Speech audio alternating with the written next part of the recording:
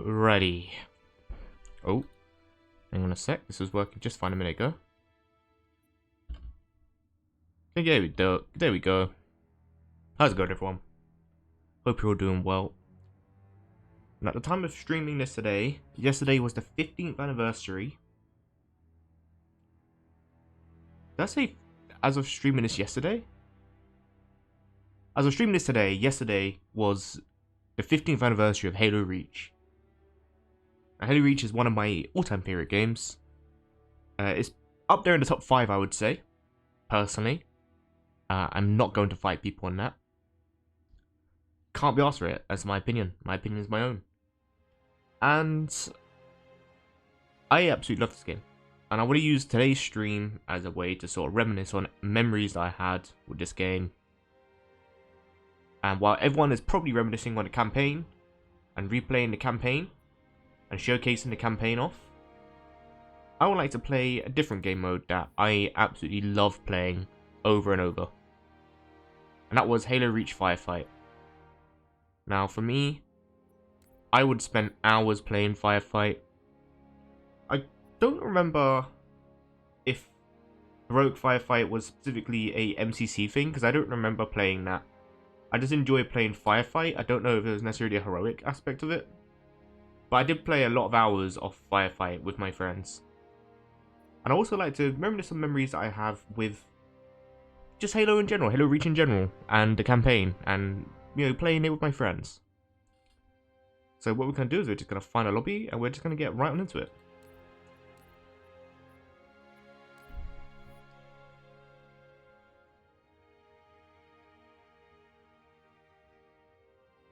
I wonder if there's anyone playing right now. I'd be intrigued to see.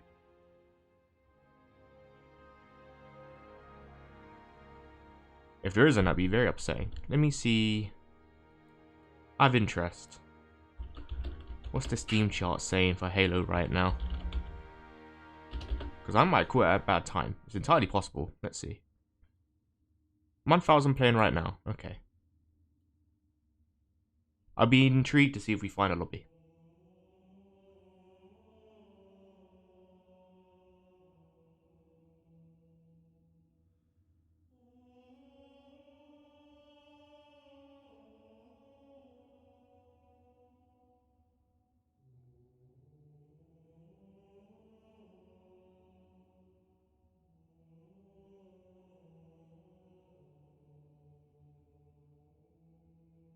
It's not looking good.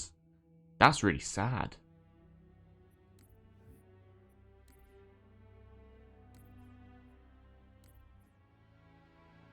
Now, if it was down to me, I would have loaded up my old Xbox 360 and had streamed this directly from my Xbox 360, but unfortunately, the old girl has had her day.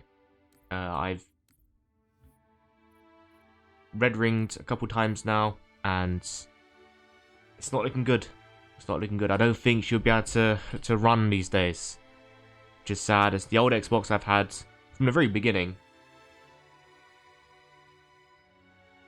I think, if anything, I might have modified the hard drive to have more space, because I do remember switching out the hard drive at some point down the line, but it's been the same Xbox I've had since, what, 2010?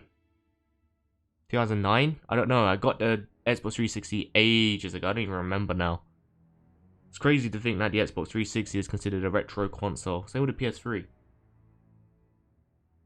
Now, I was quite late to the Xbox party, because I was, and I still am, a PlayStation fanboy. I would always say I prefer PlayStation over Xbox. However, there was just something about the Xbox 360 that just struck probably everyone in the right ways, right? And Halo Reach was one of the games I got. Probably one of the first. No, it wasn't one of the first, but it was one of the first that I probably invested so many hours into.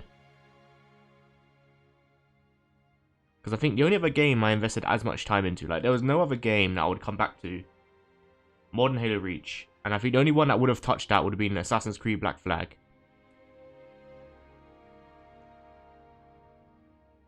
Because I remember trying to grind for the armor, because nowadays you can get all the armor pretty easy, but before you had to play Firefight, and you had to get the little tokens. I don't remember what the tokens are on top of my head, but you had to get the tokens.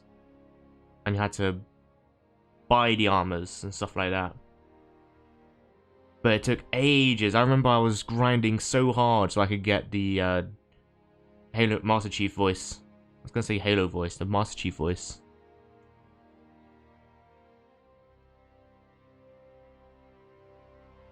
We might not even be able to get a lobby, you know. This is so sad. There's no one playing Heroic Firefight. That's upsetting. That's so upsetting. No one's playing Firefight right now. One of my favorite game modes, and it's just dead. What an absolute shame. That's so upsetting.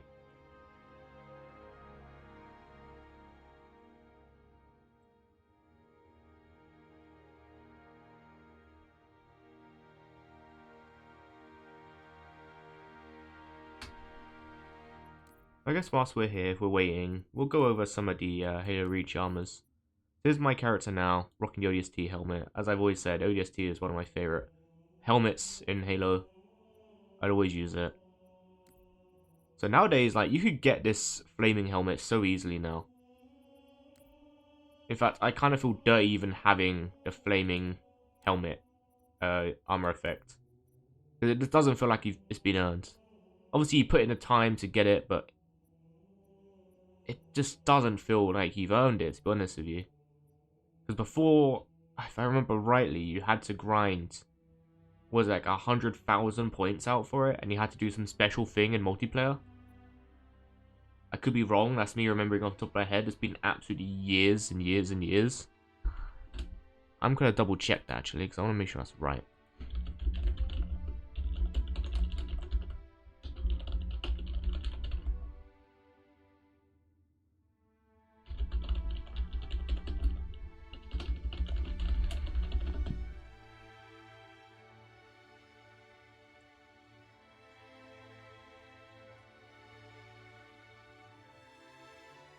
Oh, you had to get the Legendary Edition.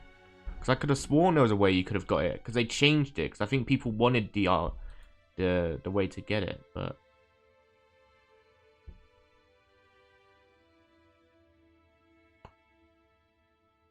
am I going crazy? I might be...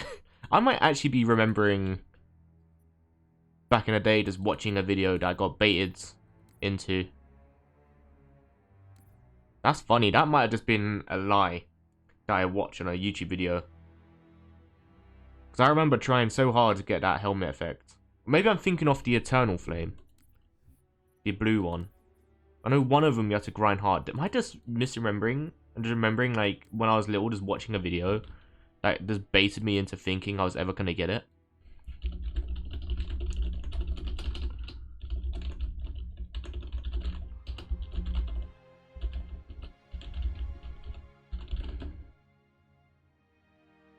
Progressing to tier 100 of the season pass. No, no, no. I mean for 360, mate. Don't tell me that.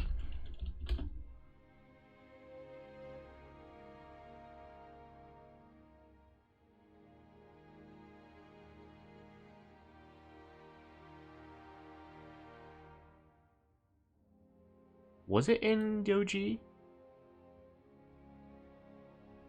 Oh my god, yeah, it was. Yeah, 2011. Here it is. I had to get the Blue Flame and All-Star nameplate. Oh my lord. Alright, hey guys, Trent here. It's recorded on his phone.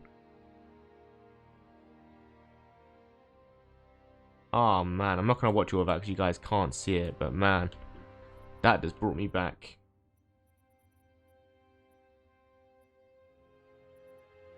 I always rock the birthday pie because that's a classic, so I'll go back to the classic. I actually can't find a lobby, this is so sad.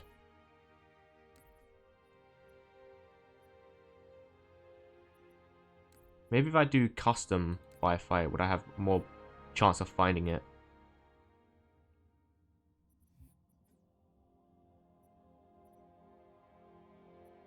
This is what I used to do actually. This is more accurate to what I used to do. I used to do custom firefight and then pick one.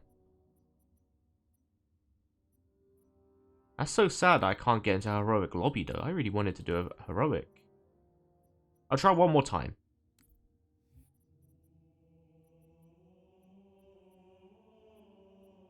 I'll try one last time.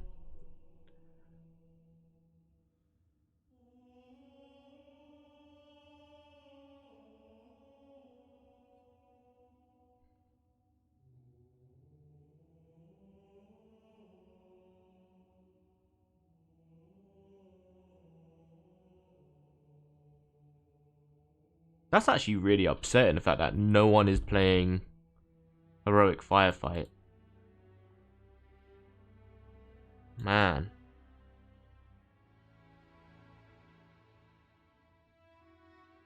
I guess there's only like 1,000 people playing at a minute, so I've caught it at like a really bad time. Even still, that's really upsetting. We might have to do campaign. I know I said I wasn't going to, but I wanted to focus on other things. I might actually just do a normal custom. We'll do a normal custom, because unfortunately it seems like the normal heroic firefight game mode just isn't available at the minute. So I would always play this map. And to be fair, this is accurate to what I used to do when I was playing this on the old 360. We do Grunt Apocalypse. Oh, you know what? This is actually bringing back the thing I used to do. This makes more sense than Heroic Firefight in hindsight. This is more close to what I would do. I really did enjoy Heroic Firefight, but this is more accurate to what I would do. I enjoyed Grunt Apocalypse. Yeah. I put it on Heroic just to give it the feel.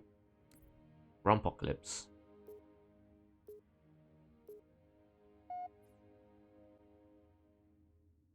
Here we go.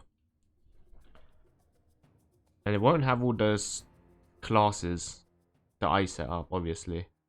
It'll have the default ones. Firefight. So I'll go for sprint. To hold this area at all costs. And I have my DMR. Set, start, skull. Now, it was always crazy because back when this came out, they hated the sprinting, right? They hated the armor lock. They hated the... First strike.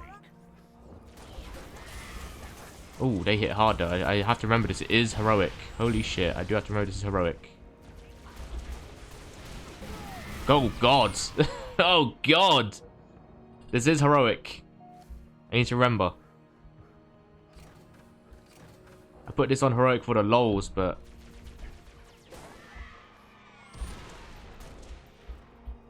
yeah, this is going to be a little bit tricky. Sorry, I need to get back into the feel of things. I was just playing this like it was normal Grunt Apocalypse. This is heroic. Sorry, my bad. They hated the armor lock. They hated the bloom. They hated all the armor effects you could get in Reach. I didn't mind it. Of course, going back to other Halos, it's classic. You don't have all the wacky armor effects. But to be fair, 3 had them.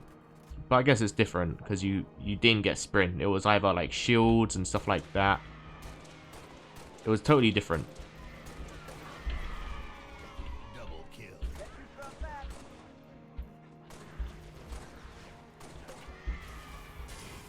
This is just like what I would do. It's crazy. I'm just playing exactly how I would play back in the day. This is just taking me back. Like I was saying earlier, like there's no other game I will return to more than Halo Reach. I got so much replay value out of this game. Killing spree. My character's name, my character's voice should be Buck, but it doesn't sound like Buck. Who have I got right now? Is this Buck? This doesn't sound like Buck at all. Who the fuck is this?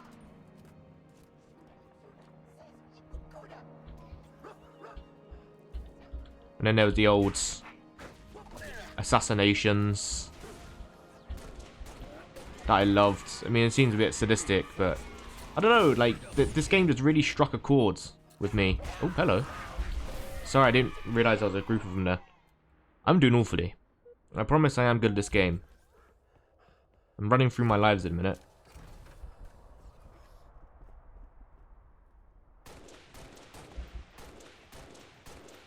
Am I not reaching, or is there... oh, there's a glass there. Of course. What I'd always do is I would find a way to get up here. I want to gotta be careful because these old grunts, they do charge up their pistols a bit, and that's what gets you. Oh, they stuck me. Oh my lords.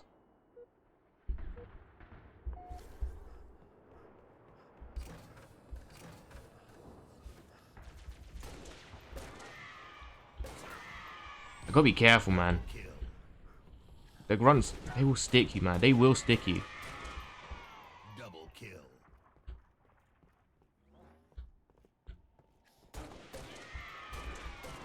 I would find my way up on top of this roof. And I would just snipe from the roof the entire time. That would be my tactic.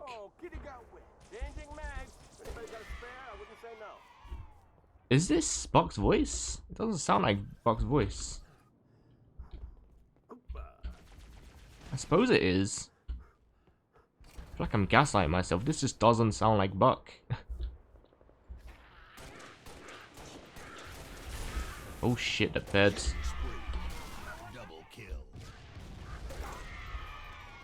Double kill.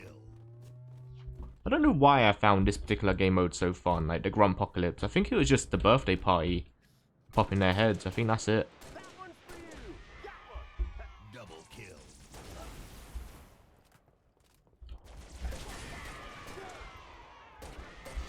Yeah, I just really enjoyed the Double kill. fucking birthday party sound effects, I think. Like, there's no other reason for me to enjoy this so much. It is just quite a bland... Not bland, it's less exciting than some of the other game modes. Violence is definitely ensuing.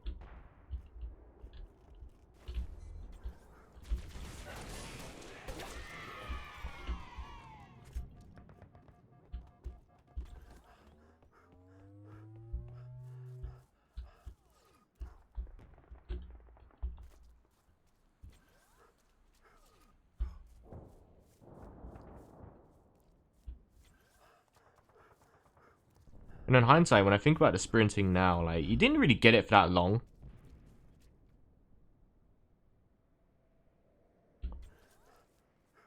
Like, I know, people hated it and stuff like that for what it was back then. When you think about it, like, you didn't really get it that long. And I like the use of jetpacks and stuff like that. Like, there were certain areas where you had to use jetpacks to fly around in the campaign. I really enjoyed that.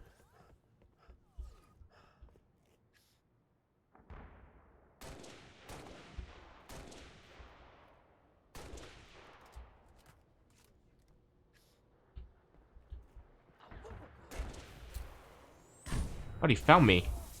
Oh god. Killing frenzy.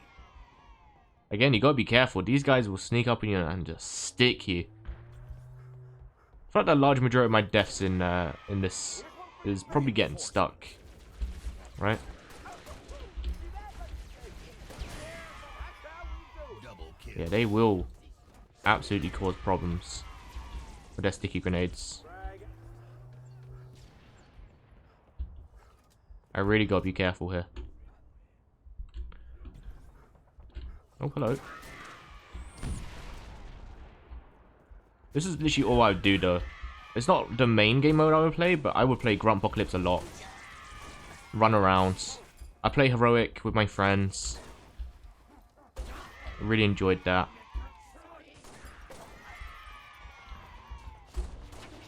I've got to be careful because they are charging that shit up. Hold on. What's that, bastards? There he is.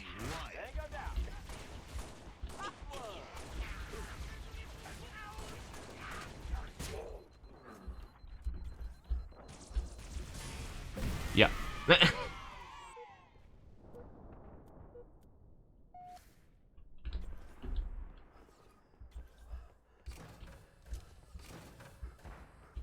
I want to just try and get this down again. This is what I would do all the time. Is I get up here, jump here. I can't pull it off now. I was never one to do those fancy grenade jumps.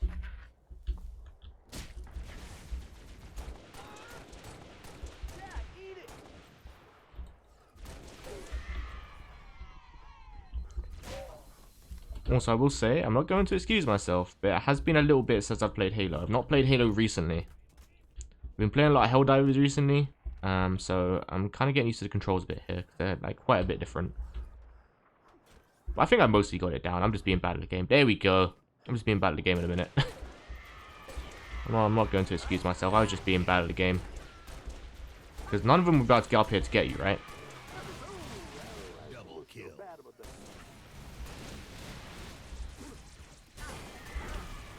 They could certainly do damage to you, but they could never get you from here. Killing spree.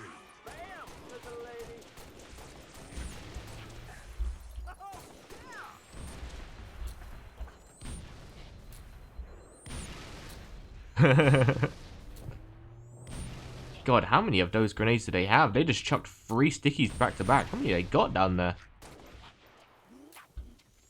Oh god, okay, they can actually get me through the floor. Okay, alright, they can get me through the floor. Ah, damn. Alright. Enough fucking about. Reinforcements.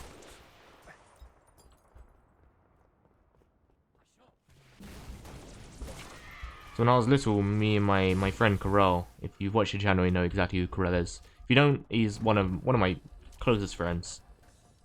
And he would stay with my place, and we would just sit, and we'd mostly grind out Halo Reach, to be honest with you. Like, we weren't really playing anything else. We played Black Ops 2, Zombies. We'd also play a whole bunch of Reach. He'd bring over Halo 3 and we'd play Halo 3 as well, but I was more of a Reach guy than a Free guy, which might seem a little bit controversial to say in the Halo fandom, but you know, I was always more Reach than I was Free.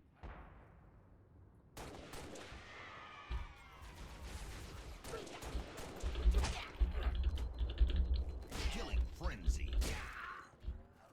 Double kill. When I adjust my FOV, I feel really zoomed in. These are on the settings I would always play as well, like, not since Xbox, but I mean like in recent years when I was playing this on PC, just the box standard settings I'd keep it on. So these must be my settings. It's got my controls on it and stuff, but I do not remember having my FOV this low.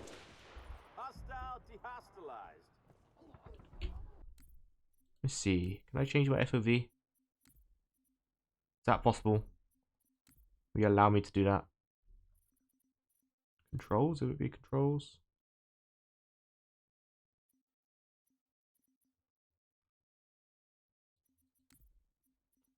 No, it'd be video, wouldn't it? Field of view.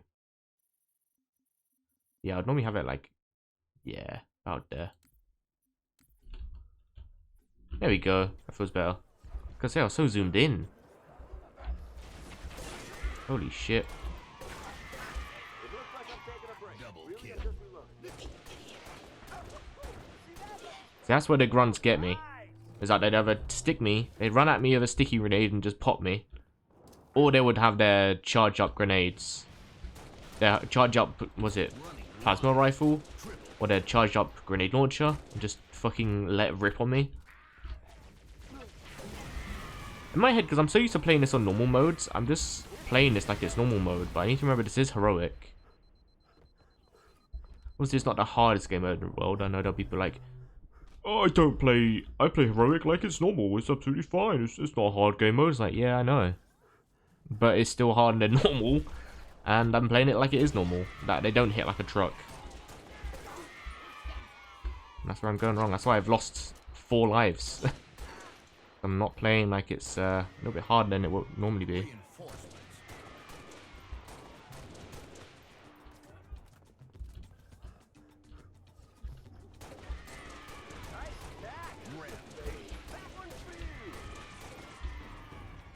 Double kill. So after I played a bit of Firefight, I probably will go on to the campaign, because obviously I can't not play the campaign today, can I?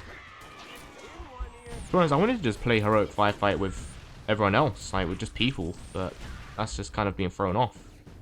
I'm not very good at this game on my own, and I think the Heroic Firefight is better when you're playing with people. This game mode, when you're just running around on your ones, just killing things. is great, but ooh, it's not the same as playing it with people. Untouchable. Right betwixt the eye sockets. Double kill. Oh, I'm getting good.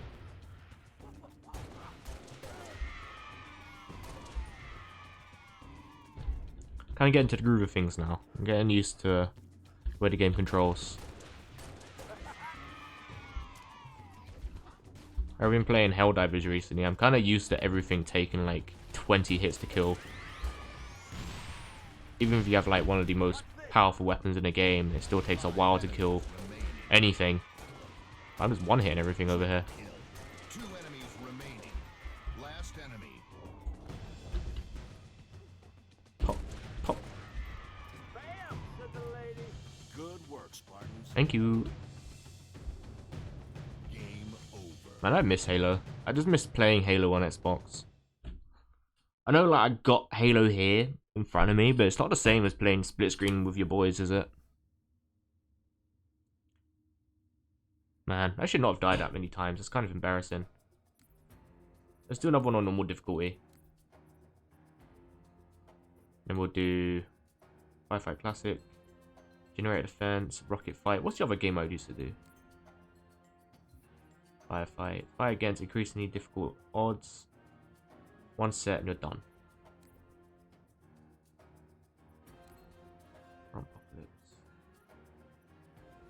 Is that different? Why is that different?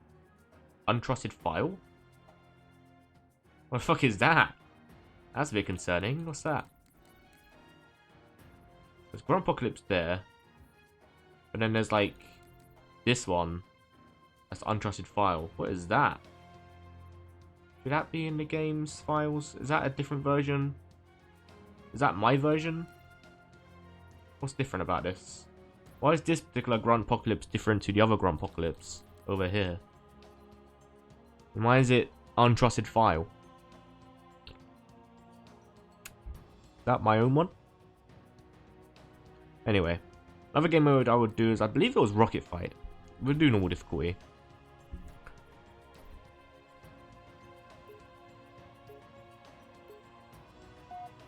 There was just something special about playing split screen with your friends. I remember, like I was saying a minute ago, my friend Carell, Firefight. he'd stay over for the night. This sector is your #1 priority, soldier. Would stay up till silly o'clock in the morning, On. just playing Halo Reach, playing Firefight, playing multiplayer against each other, playing against the bots. But I don't think Halo really had bots. Really, you couldn't just load up into a multiplayer and kill a bunch of bots. We'd just end up fighting each other. Bro was always the type to just camp out. He would find a spot in the map to camp and he would just run back and forth there. It's always what Carell did. Same in Black Ops. First strike. Triple kill. We'd be on Hijacked, for example. He'd be camping right outside my spawn and just kill me over and over. This isn't a Black Ops video. This is reminiscing on Halo. Halo Reach. But yeah, we'll just be playing this for hours and hours. Oh, I've been stuck already. Oh my god. Thank God for my double shield. This is where you gotta be careful, man. This is where you gotta be careful.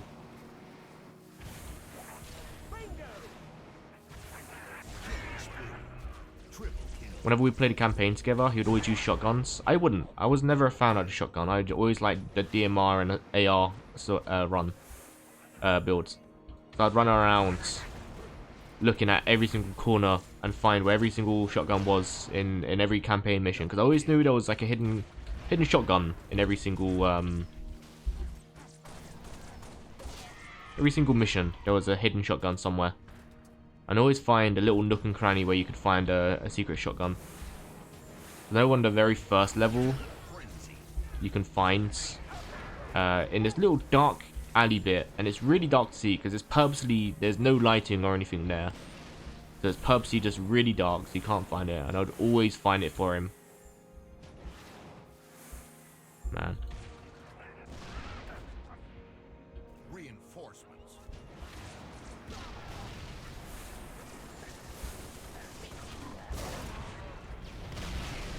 There's also what I would do is I'd just fly around with a jetpack, my rocket launcher. Now that I think about it, like, if it wasn't heroic firefight, it was me just running around with a jetpack and blowing things up. That's how I maximized my hours of my free time when I was little. When I was a little bit younger. Wasn't like too young, but oh my god, they are going a little bit crazy style on me. Oh god, I'm pathetic. I should uninstall the game now. I should not be dying on this game mode, man. What is wrong with me? Why am I dying like this? Anyway. You should uninstall the game now. That doesn't quite work as well as the other thing that Belated God said. You can try and make it work. It doesn't really work too well.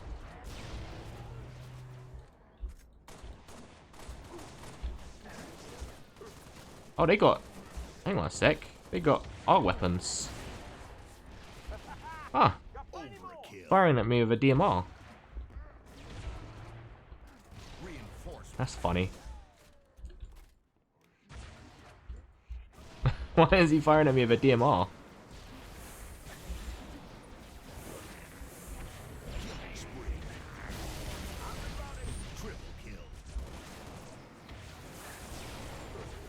I remember I'd also play this with my buddy Jude, who's also a friend of the channel. If you've seen some of my videos, you'll probably be familiar with him. He's been in some of my videos. If not, he's also one of my closest and oldest friends. And we'd also play a ton of just Halo Reach together. And we'd try and make our own like factions and stuff like that, and make our own lore for our characters. It was always just so fun playing these sort of games. I remember we would try and match our armors together and be a part of like some chapter or faction or some corps. It's just stuff like that. Just made the game so much more fun. It's just kind of making up your own lore in your heads. Obviously, we're not saying it's part of Halo's lore or Halo Reach's lore, but you know, just the idea of making up our own lore about our characters and what we're doing and stuff like that.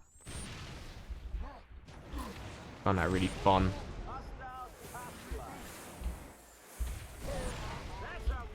Double kill. I got lots of these. Running riot. 15 minutes remaining. Double kill. It looks like I'm taking a break. Really a good I believe we also like we match our emblems and stuff like that. So it wouldn't just be armor. It would be as far as matching emblems and like name tags and stuff like that. I couldn't remember them for the life of me now. It's so long ago. I doubt he'd even remember, but I'm sure he'd remember doing it. But I don't think he'd remember actually the colors and stuff like that. We did it in all sorts of games. It wasn't just Halo. It was also in like other games like Star Wars Battlefront 2 and stuff like that for the PS2 and stuff. We play fucking Lego Star Wars 3 together, and we would make up our own clone trooper regime and stuff like that. We did it on every single game. Every single game there was like army sort of building elements that you could potentially do. We would do it. We would make up our own lore on it.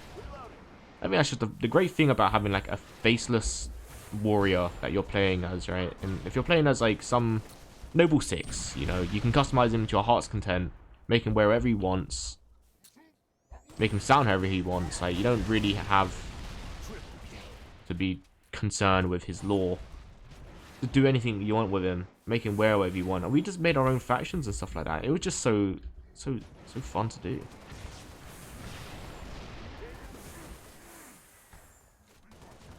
Because we'd always play split screens together. So in our heads, it would just be like, we just dropped in, I don't even remember what we'd call it, like, I don't know, Alpha Team, for example.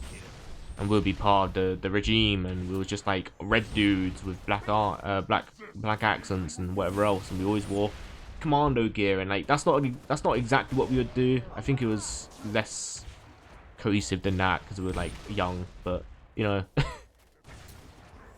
It would be something along them lines. It was just really fun to do. I'd have to ask him if he remembers that. I'm sure he probably won't. But I love doing that sort of thing, man. It's just so fun.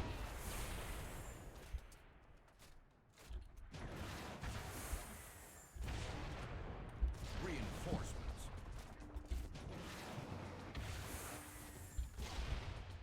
I think to this day, I just haven't completed this game on Legendary. When I was younger, I would play Legendary and I would try it. And it was always just too hard for me. I wasn't very good at it. Me being a wee lad, I just wasn't particularly good.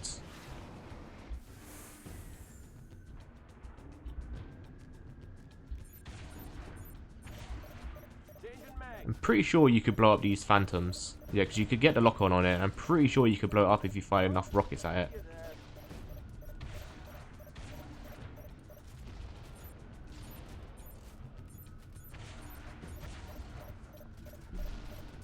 In the campaign, there was a glitch that Jude would always do. I don't remember what mission it was on. It was one of the ones where you could glitch yourself into a banshee. And that was always impressive to see. I believe it was like the Spire. There was a way you could glitch yourself up onto a rock or a mountain section, or maybe even the Spire itself. And you could jump off a certain ledge and get yourself a banshee, and he would always do that. And then we'd always just like run about in banshees together. I always get this mixed up. Is it banshees the ones that are flying, and the ghost is the one that's on the floor? I would actually know this because I have a nifty little book that they don't do these days, which is another fantastic thing about old digital media. Is when I was when you'd get a game physically on Xbox back in the day, it would be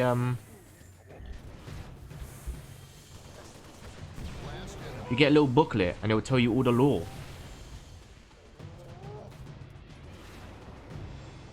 And it would tell you all the names of the characters and all the machines and stuff like that. It was just so brilliant.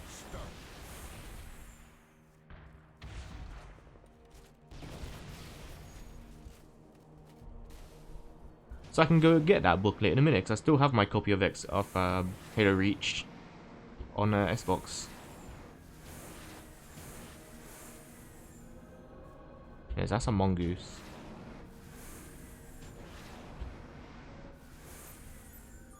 See if I can blow this bastard up.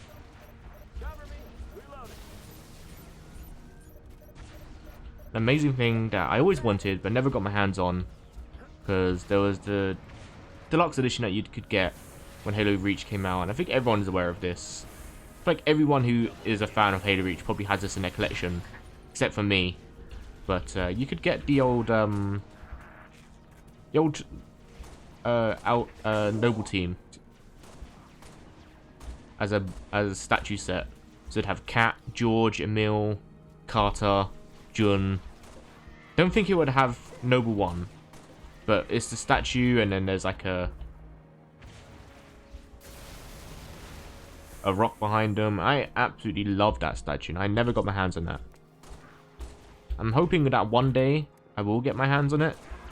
I see them being sold in like computer exchange stores and stuff like that. So I think like one day I'll be able to get my hands on it, but for now it's not happening. But I remember seeing that because this is at the time when you could go into like a GameStop, but not a GameStop. You know, it's called Game in the UK, but it's not GameStop. I'm talking about a game sort of shop. You stop into Game. Am I making sense here? I'm losing my mind. You stop into Game, right? Not GameStop. You'd stop into Game. Anyway, you stop into Game, and you'd see all these statues of games from deluxe editions that they were selling. Because there was a time where you'd have to buy the deluxe editions and the collector's editions to get these things. Then after a while, they would sell them on their own. And I remember there was the Assassin's Creed 4 one that I always wanted, where it had Edwards hanging off the jackdaw. He was wearing his big long pirate jacket with the Jolly Roger on the back of it. And then there was the Halo Reach one with the Noble team. And it had all the... What the fuck is... I'm trying to find where that's firing at me from. Where is that? He's over there for... You little bastard. There's also the time where you could walk into a game and you could get Oh, Hunter.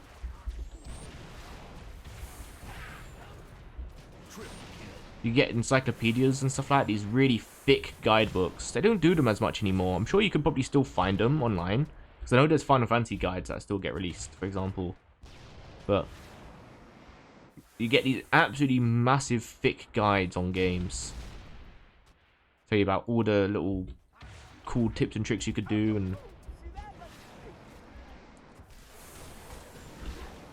all the little things you could miss. And I never got one of them, but again, I would go into a game and I would see all these thick books and all these cool statues and stuff like that that I could never get because they're awfully expensive, and I was only like a preteen. I was like 11 or 12 at this point, so I could never afford them.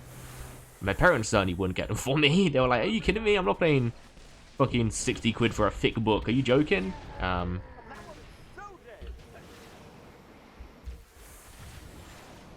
man, I just remember before Game there was Game Station. Like Game Station was where I was at as well. So I'm pretty sure Game bought out Game Station and then they closed it down, which was the biggest tragedy of my life, because I believe that is where I got my copy of Halo Reach, was from a Game Station. In fact, no, was it closed by this point? I'll have to look into that, because when did Game Station close? I'm curious. When did Game Station close? In 2012. Yeah, okay. So, yeah. Game Station had closed in 2012, and Halo Reach came out in 2011. And I got that game in Game Station in 2011, just before it closed down. There was all sorts of cool things in there, man. But then they closed down, and Game bought them out and closed them out and whatever else. So, you know, Game Station was no more. I loved that shop, and that was another one of those cool little nerdy shops where you could find all these cool little nifty, you know, toys and game guides and whatever else. Game kind of became that, but it was a less cool version of it, you know. If you've ever been to like a modern game, you know exactly what I'm talking about. It's a less cool version of that. It's more focused on like Legos and toys and stuff now than it is games. And now because digital media is like coming a bit obsolete now, like, you know, there's nothing really digital anymore. There's nothing very sorry, physical, not digital. Was I saying digital the entire time? The physical editions of them, not digital. Everything's become digital nowadays. Even like Nintendo are selling these, you know, these physical copies, but they don't have the game cartridge in it. It's just kind of a digital key card that you'd have to implement into your Switch. So it's not even a real physical version. You get the case, sure, but you're not getting the cartridge anymore. Double kill. Man, I'm pretty sure I could check my Halo Reach copy and I'll still see that nostalgic Game Station sticker. I had this sort of like grungy... Oh, for fuck's sake. That's embarrassing. I had this grungy sort of aesthetic about it.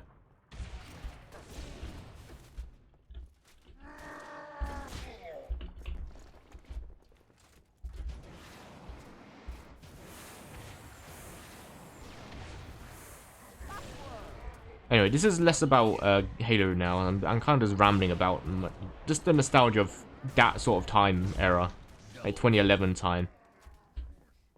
I would like argue in my life that 2011 was probably like the best year of my life. I don't know why.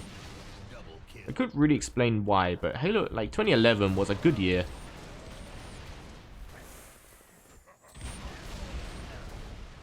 At this point, was living down by the beach. Was there for like 9 months, and that's also where no, I didn't get that from there. I didn't get Halo Reach from there. I know exactly where I got it from. I'm not going to say where, because I don't want to dox myself, because then it'll really pinpoint exactly where I'm at. But I know exactly which shop I got it from. The Game Station I got it from. Kill. Tack. Killing frenzy. Double kill. Double kill. I remember there was a way you could just like... No, I don't know if it works anymore. I'll have to try it properly in a minute when I'm not getting shot at. There was a way you could, did they patch it out? Let me see. Is it this or is it this? No, I think they must have patched it out. Unless it doesn't work on, it might not even work on rocket launchers. Sorry, I'm getting fucking hoarded here because I'm playing like an idiot. Hang on a sec. Let me get to safety. Oh, for goodness sake.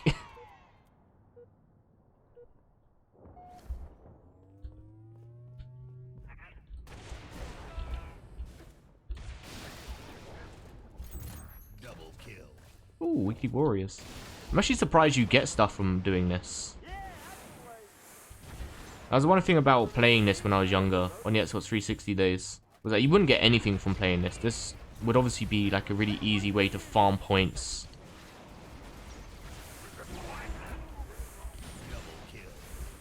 I realized something dumb I said earlier. I said earlier that I would play against the bots of Corel. Then I said there wasn't really bots. But I mean, like, there wasn't bots in the sense of, like, you could go into, like, a team battle in Black Ops, for example. This is technically against bots, yes. You could play against bots. What I'm doing right now is against bots. I realized that was kind of a dumb thing I said earlier. I was like, wait. You couldn't play against bots in Halo Reach? But yeah, I'm playing against bots right now, so you could. Oh, I can't pick this up? Are you joking? No, I can't pick up their weapons. Or is this a rocket fight? So...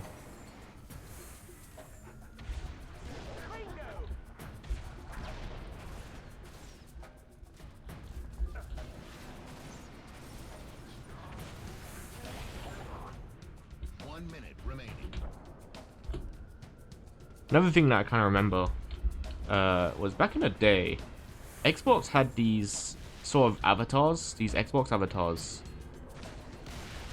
And you could unlock the Halo Reach helmets. Now, my character always had the Jun helmet. I don't remember how I unlocked it, but you can unlock the Jun helmet. My character always had the Jun helmet. My favorite helmet back then was the Jun helmet. Between all of Noble Team, Jun was actually my favorite. Obviously, it makes sense, you know, my favorite color is green. He was green. He had this cool little giddy suit on his scarf and stuff like that. And he was a sniper. He was just really cool. I really like Jun. Like, these days, I'll probably say, like, the Carter helmet is more my favorite. But I still really enjoy the... Because it kind of looks like Recon, but like a modified Recon helmet. I think what could be a fun idea is I try and recreate what my character looked like back in the day.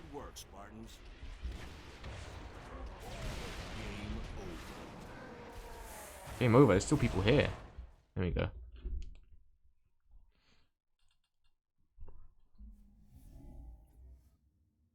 Lovely. Most of that was just rambling, so I'm hoping you actually got something out of that. But as I'm playing, I'm kind of concentrating on the game, but I'm also trying to remember things that happened. Let's see if we could try and customize my character how I would back in the day. Helmet is pretty spot on. I'd always rock the ODST helmet, because it's just my favorite. However, these days I would rock this. I think when I was younger, it was always the ODST helmet. It was a no-brainer. I never got this helmet, because these were quite expensive. Was it this one? No, it was the pilot helmet that was expensive, because it came with the skull version. Mjolnir. Where's the Recon helmet? Yeah, so there's the Recon helmet. And then there's the Scout variant, which kind of look like a modified version of it.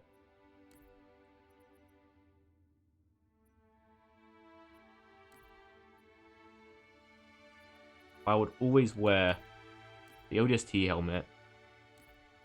My colors were red, because back then, like, my favorite color was red back in the day. But I still liked Jun. So I think if I could think, the color scheme I probably used was... What would it have been? I'm trying to remember now. I believe it was reds, and then I probably had like some ugly tinge of blue with it. Or did I go black and red? No, it wasn't black and red. It wasn't black and red. I definitely remember it being some ugly color that I put with it. That just didn't work. Does that look familiar?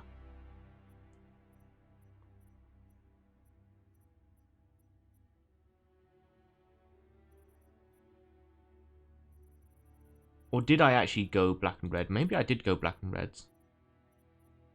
No, that was more like when I got to my actual teen years. Little me, when I was like pre-teen, would have went for some ugly color scheme. This is fun. It's a fun little challenge trying to recreate what I did. Realistically, I reckon there is something there that reminds me. Did I do something like that? Or did I go blue? No, it definitely wasn't blue. It was always red. I liked red back in the day. And then I went off red. I don't like the color red anymore. For some reason. I don't know why. I just don't feel like red is a good color on me. I just don't like the way the color red looks. I like red for other people. You know, Krell likes reds and Jude likes red. And it looks good on them. Not for me. I don't like red. Anyway. Completely unrelated. I'm just rambling. What was it?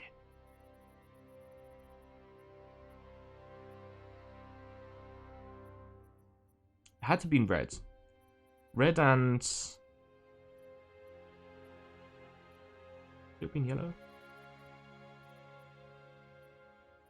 Could have been something like that. No. I think this is probably about as close as I get to me when I was little. Something like that.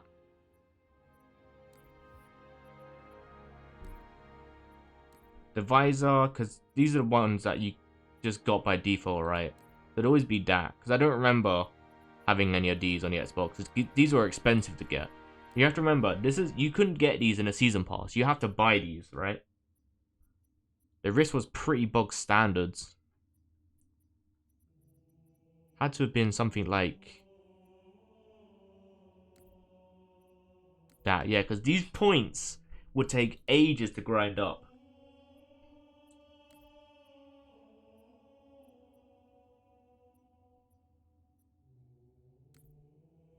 Did I have Gune or did I have Para?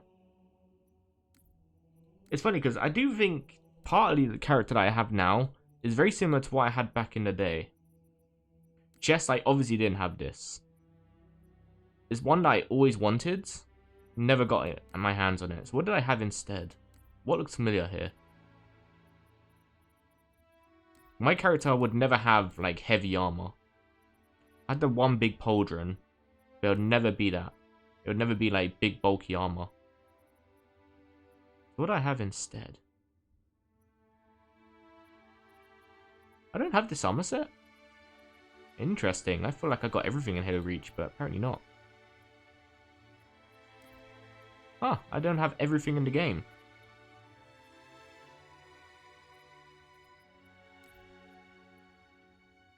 That's because that's Series 5. Okay, that's the unreleased stuff. I'm pretty sure that's the unreleased stuff.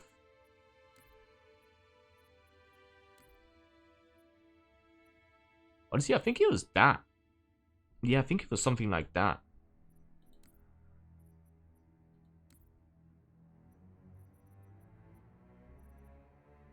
The helmet, yeah, the helmet I'm pretty sure was always ODST.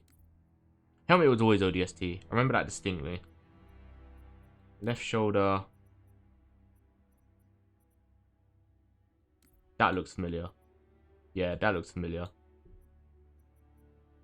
Obviously, all these armors look familiar because I'll bang this out time and time again. But in terms of what I had... Actually, no, that looks familiar. This is like back in 2011 when I first got this sort of time. 2012 time. When I played this the most on Xbox.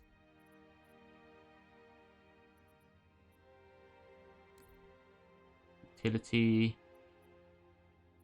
I believe it was that one.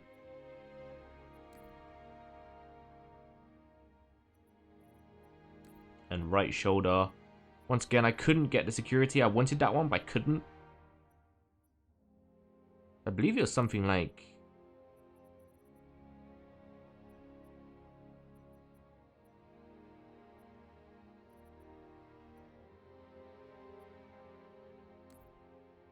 like that, to be honest with you. I think that's it. I think that's roughly how my character looked back in the day. I do think the chest is a bit different. I can't remember what chest I had. I think it was something like that, maybe? I'm trying to remember, because like I said, all these were just really expensive, so I didn't have all these fancy armors unlocked. I remember I got the ODST helmet for sure. Or what should I get? I'm trying to think. It was either ODST I wore, or it was Recon. It was between those two. It was always between those two.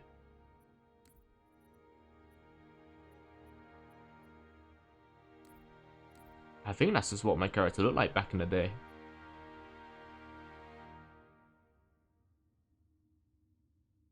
Yeah, I think that's it. What a fun little challenge to try and recreate my character. Huh. Now I need to put him back. Let me put him back. That was Sage. That was Coral. Because I kind of got into the habit of, like, I slowly shifted. The evolution of the armor was that it shifted to something like this for the longest time. With the colors. It was something like that for ages. Helmet was ODST. We'll do an evolution of the armor of how I got to where I am now. I think that's a pretty fun idea. Then helmet went to this at some point. And then that's how I looked for a while. This is when I was like 15, I'd say. This is what I started rocking. Maybe it was red. I think I was still rocking red at this point. So it might have been either green or red, but I'm pretty sure it was green. Yeah, because that's how Jude's looked. Because Jude would look like that, and I would look like this. I'm pretty sure. Oh no, Corel would look like that. Sorry, Corel would look like this. And I would look like this. And then armor evolved into the Sage and Yellow. And this is roughly around MCC time. This is when it came to MCC. So for ages on Xbox, it was the red and blue before, and then it was the green and black, and that was the two ways I rocked it then. And then it was the green and yellow. And then at some point down the line, it turns to orange. I don't think the armor changed too much on Xbox, because like I said, I just couldn't afford to buy all the armor sets. Because you had to grind a lot for them. And I didn't often have the privilege to actually have online. I know it sounds crazy to say privilege, but obviously I was a teen. My parents didn't really like playing for online for me. I got it every now and then if I was like lucky, but they wouldn't allow me to have it constantly, if that makes sense. It's like 15 years ago, don't forget. So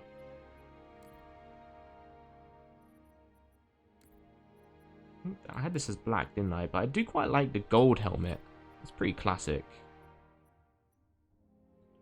I rocked the gold for a bit. I used to have the blue. Actually, I do remember blue. I had blue, didn't I? Yes, I had blue. Sorry, I just remembered I had blue because you could get that one for quite cheap. And I was always the one I was rocking.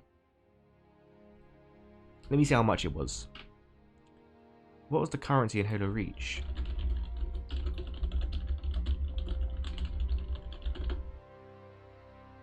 Credits, or CR. That's right, credits.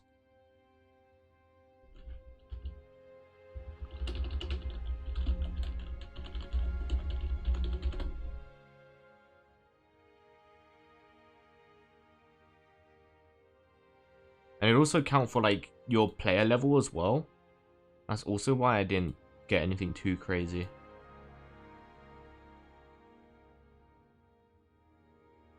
I kind of wish I could see like the price of things. It was a slog. Blue visor.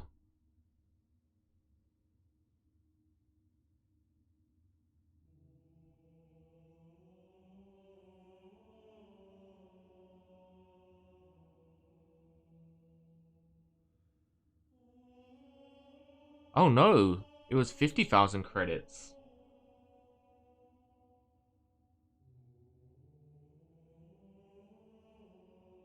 And he has to be warrant officer. So maybe I didn't have that. Did I? No, I do remember having that. I do remember having this. I do remember having the blue visor. So I somehow got 50,000 credits. Ah, that's interesting. It's weird. I'm kind of going down memory lane just by looking at it and thinking about it.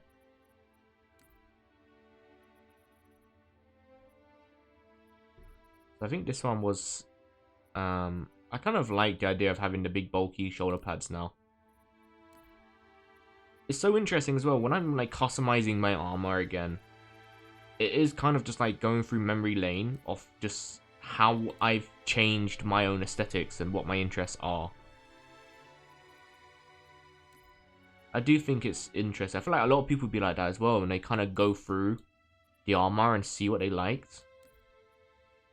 And go through time and just kind of think about how much your armor interest has changed. Like, how would you customize your character now versus how you would have customized it back in like 2011?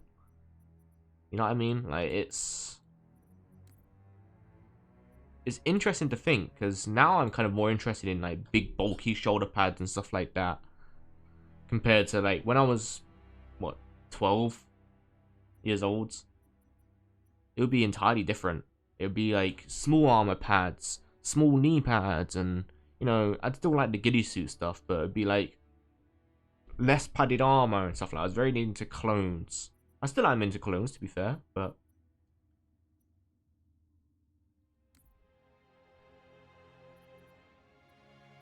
I don't know. Is this interesting to anyone? I think for me, it's interesting going down memory lane and talking about this and reminiscing on my memories of Halo on Xbox. Obviously, I have my memories of playing it again when this game came out in COVID time on Master Chief Collection.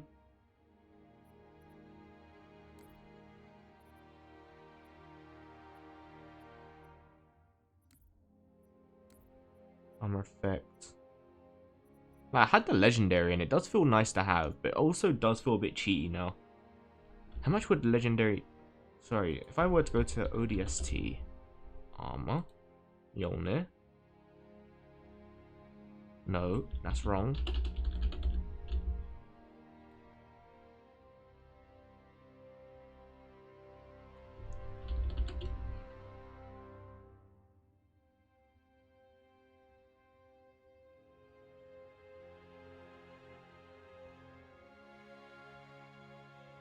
Go back to this one. Let me do it like this. ODST armor.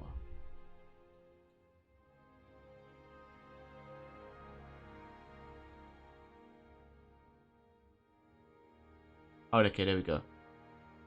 Yes, you can unlock the Halo ODST helmet for 2,000 credits. And you could get the UACN M1 for 1,000 credits. So I definitely had that.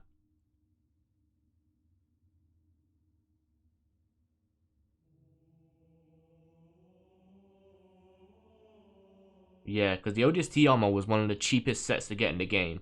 So I almost certainly decked my character out in the ODST stuff, which is why it probably ended up being my favorite, because I loved your game ODST, and then it was just the cheapest armor set to get in the game for Reach, and in my opinion, it was just a really cool helmet. I love this helmet. I kind of feel like the ODST helmet is more iconic to me than the Master Chief helmet, Mark V. And I don't know if that's sort of controversial to say, but to me, it is kind of getting to a point where the ODST helmet is more iconic to me than the Mjolnir Mark V.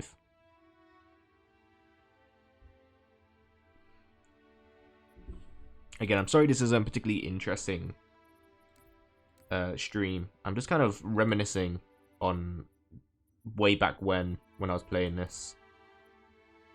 There might be someone who gets a kick out of, you know, seeing this sort of thing.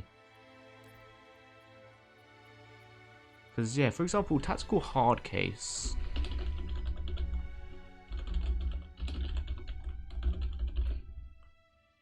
TAC attachments.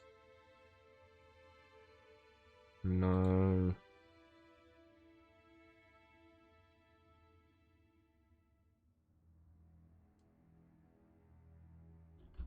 So did I have... I didn't have tactical hard case then. Had to be in the trauma kit or something. I know it was one of these. 80,000, 100,000, 40,000 credits. Yeah, all these were expensive. 100,000 credits for the soft case. So, for example, this one here that I rock now, 100,000 credits. I would never get that on my Xbox. Never. Not in a million years. But now you get it for free because it's part of the season pass. If I go back to... Let's go back to the scout helmet. Let's see how much credits it would have been for this...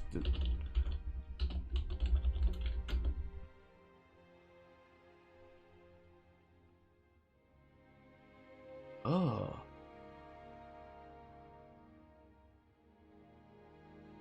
Sorry, I saw the scout helmet from what I assume was... Is that Halo 4?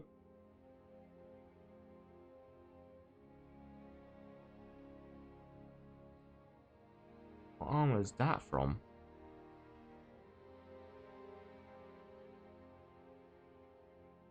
That's Halo 5. Ugh. I really did not like the aesthetic of Halo 5. For me, like, I love the aesthetic of armors from Halo Reach and Halo 3. But for me, like, I just enjoyed the aesthetic of Halo 3. So when Halo 4 and 5 came out and I saw the armor for them, I was actually disgusted with how they looked. I just hated it so much. Even when I was younger, I was obsessed with aesthetics of armors and stuff like that. And if something looked good to me, and I saw how the armors looked in Halo 4 and 5, mostly 4, like when 4 came out, I distinctly remember being disgusted with it. I got that game on Xbox. I distinctly remember being disgusted by the way Master Chief's armor looked. I did not like that Halo 4 armor at all. And then, like, when did Halo 5 come out? Was that like 2015, 2016? 2015. That game rolled around, and I saw the armor for that game. Oh my lord. I hated it.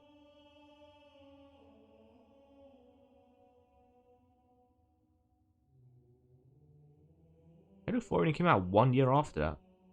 1 year after Halo Reach. In hindsight, Halo 4 wasn't a bad game. In hindsight. I wouldn't play it, and I still haven't replayed it since then. But in hindsight, when I played the co-op with Corel on the Xbox back in the day, in what, 2013? I still enjoyed it back then. And when I think about that game in hindsight, I was still very much like, okay, this is fairly okay. I do think a lot of it was questionable, and I think that I just really dislike the Halo 4 armor. This is ugly as sin to me. I hate this.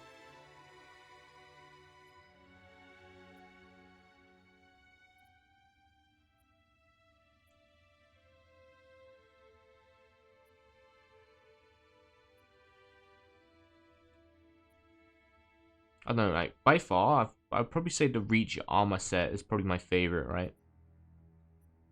That's very biased. But this is also just like itches an itch. Like, it scratches an itch for me. And you go from like this to this. I just hated it, man. I absolutely hated it. And the thing is, this is probably like the best of it as well. If I can try and match it.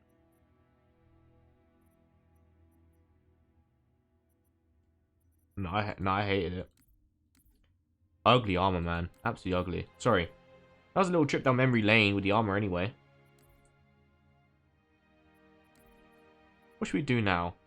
Should we just do a campaign?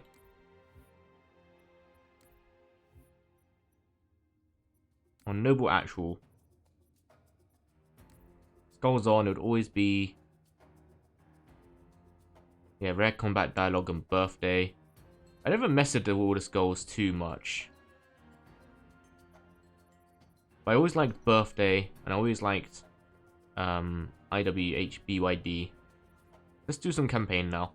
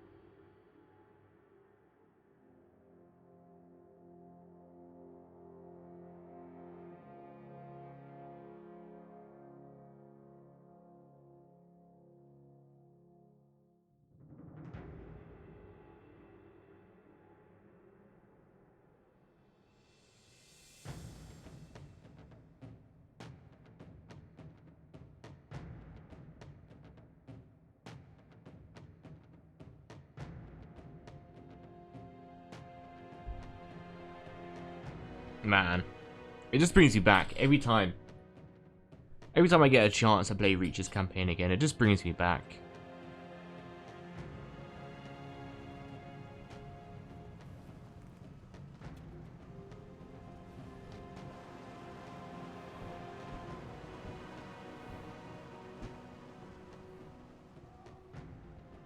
July 24th, 2552.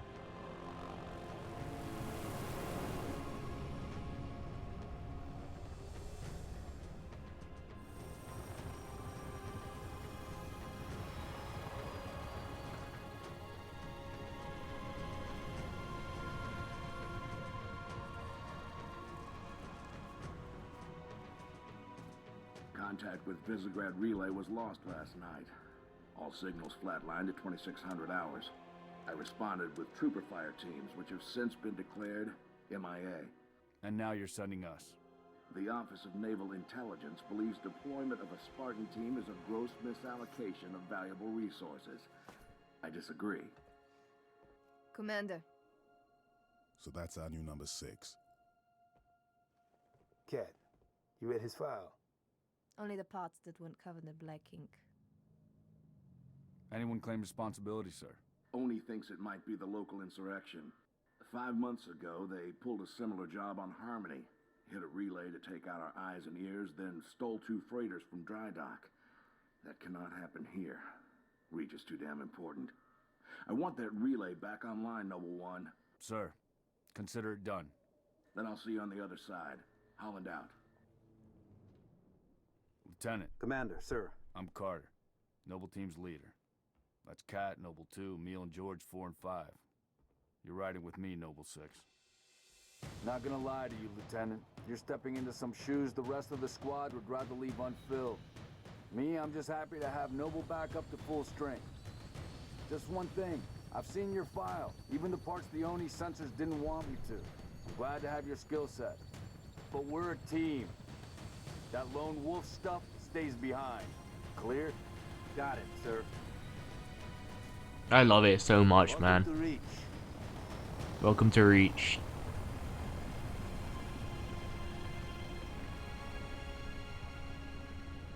Now, I'm fully aware, like, Halo Reach as a game as well was controversial because the book Fall of Reach existed long before this, and people didn't like that they retconned a bunch of Fall of Reach for Halo Reach, and I can understand that.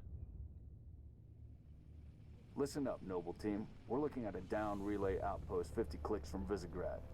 We're gonna introduce ourselves to whoever took it out, and then Cat's gonna get it back online. Get me under the hood, Commander. Sir, why would rebels want to cut off Reach from the rest of the colonies? You get a chance, maybe you can ask him, George.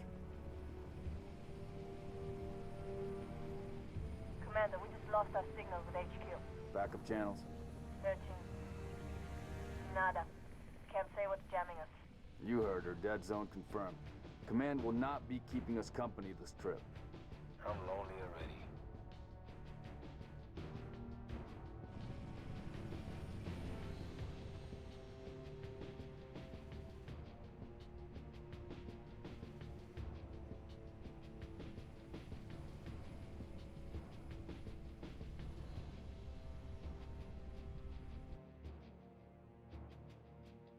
Shoot-down attempts are likely, so keep your distance. Yes, sir. Let's stay focused. Watch your sectors. There's the communications outpost. Reading a distress beacon.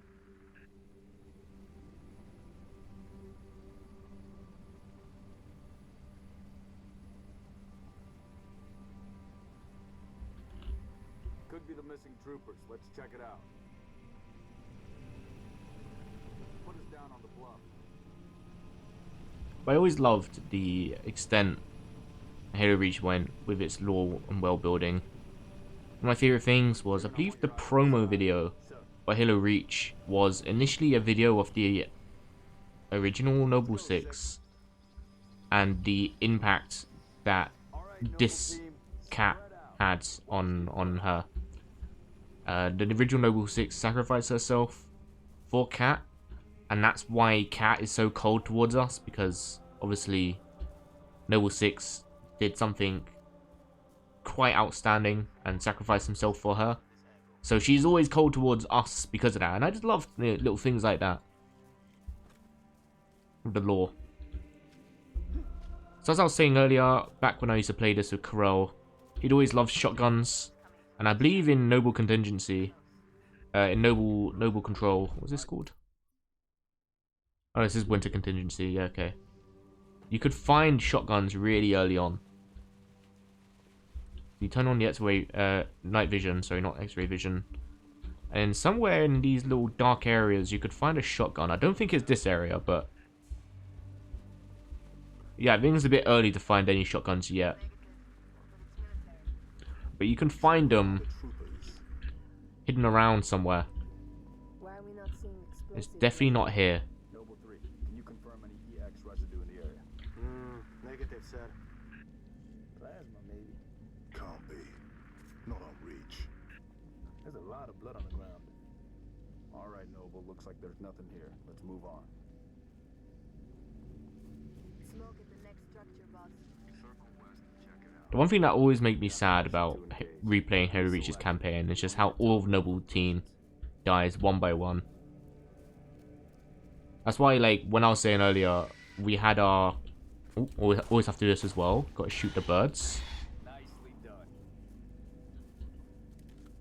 And they'd all say something different, which is why I have the extra dialogue on, because they always say something different when you kill the birds. Which is why me and you always made up our own lore. You know, when we was on Lone Wolf, we'd have our own lore about how our nobles actually survived and that sort of thing.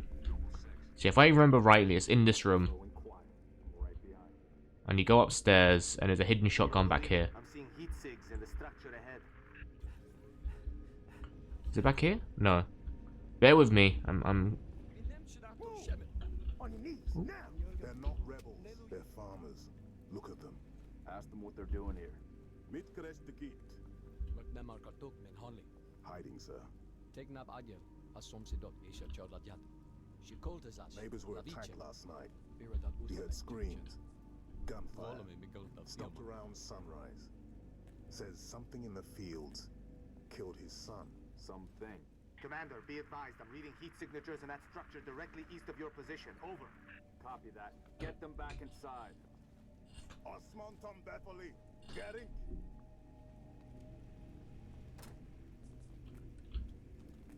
I will remember it. I know exactly where it is. I gotta remember the building. I always do this every time. It's weird. I do the exact same thing every time I play a Carell as well. Is I'd scour every building to make sure it's the right area. Nothing has changed when I play this campaign. If anything, it just goes to show how my muscle memory works. I always check every building to try and find a shotgun for him. And I always get it wrong. It's the next building over. I believe it's this one. This one is where you can find the shotgun. I'm fairly certain. It's this one. And then you'd go... Damn. not here. Fill me in, Commander. What are you seeing? Over. Dead commanders. Military casualties, 2 of the missing troopers. Looks like they were interrogated. It's messy. Watch your motion trackers. What the hell was that? Dude, you see anything? And then Boss, I see movement outside your structure. there's the AR.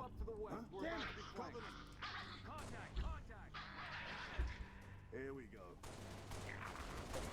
What I always loved is these little jackal guys. They're not quite skirmishers. No, they're skirmishers. I always get these mixed up. So the skirmishers were added in Reach, and they were not in any other Halo game. And I love their design. I absolutely love the skirmishers.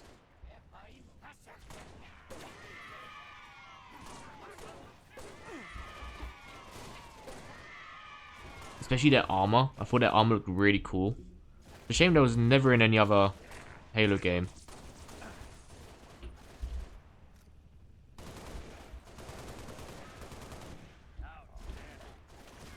Why is he firing at us? Pretty sure I got hit by some stray bullets by him. Is it because they're below us? They are below us, right? Yeah, they are. These guys right here. These guys are jackals, and they're not in any other game. And I love their design. They look similar to the jackals. They have really cool armor. Especially the fully helmeted ones.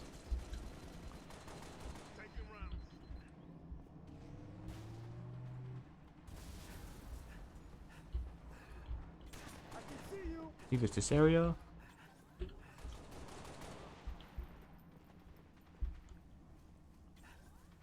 Okay, it's not this building.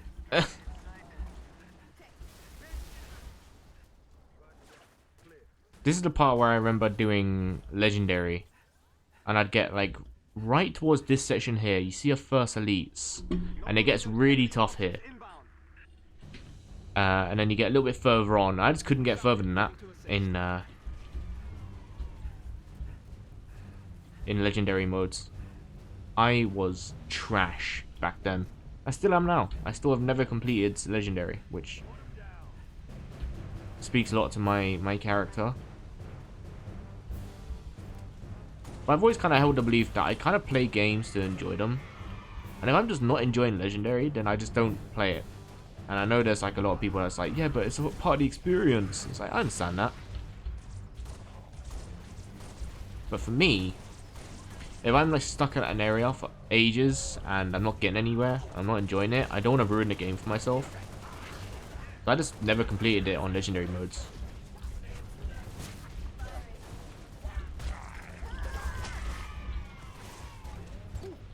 Stand down, Noble. Stand down. Contacts neutralized. Contacts. It's the damn Covenant. Cheer up. This whole valley just turned into a free fire zone. Cat, we gotta warn Holland. I need you at that relay outpost now. Boss, I'm showing more activity to the east.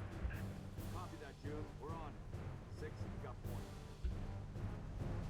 Yes, you'd go across this river, and then you'd see your first lot of oh,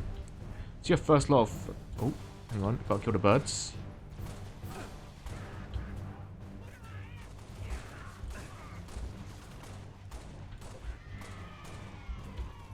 Is it in here you see your first shotgun? You know, I'm gonna stop saying is it here, because I know it's one of the buildings you come up to, and you go up a flight of stairs. Here, this is where you see your first lot of elites. And I would get my ass kicked here for hours. I could not get past this bit. Which I know a lot of people be like, what? You could get past this on Legendary modes? No, I couldn't. Not afraid to admit.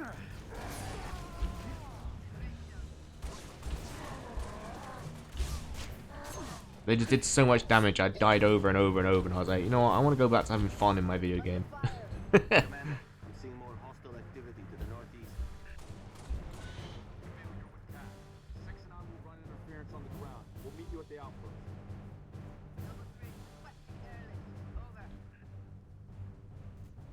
Get to work, Noble. Keep moving. As I've grown as well, I'd probably say George is my favorite Noble team member. George is just so cool. He's always been more empathetic of all of them as well. More understanding towards civilians and whatever else. Contacts. Put him down.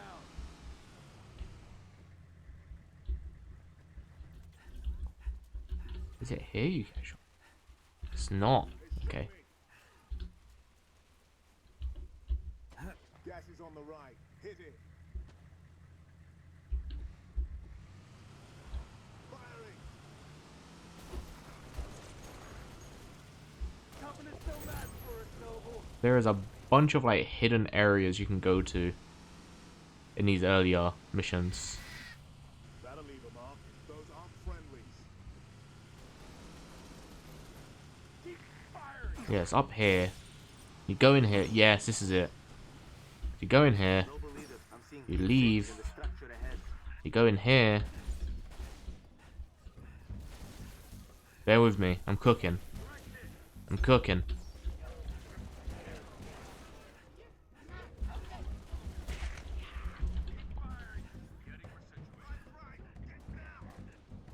And then you'd go through here.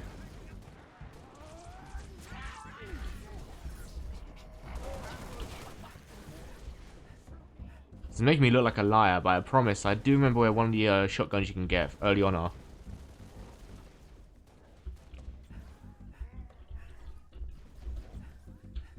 Through here?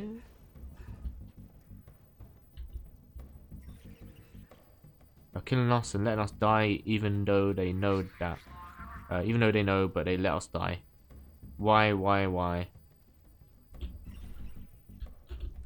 Okay, well, it's not here. This is what I mean, right? It goes like really like dark, right? So you can't see anything. So that's why I keep running to those dark corners with my Viz on. So I remember distinctly, one of these dark corners has a shotgun.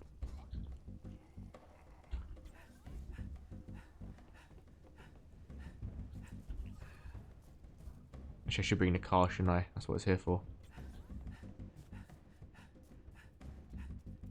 Oh, hello, mate.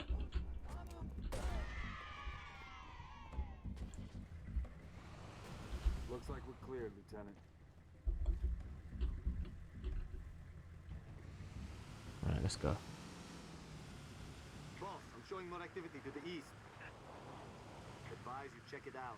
It's not up there, is it? We're en route. No, it's not.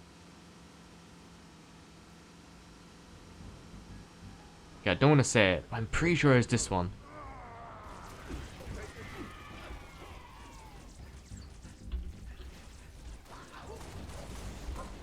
Okay, let me first of all clear this room out. Shit, the bed.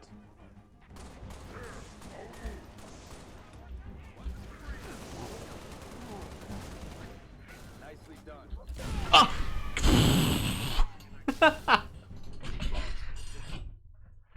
Ah, that scared me.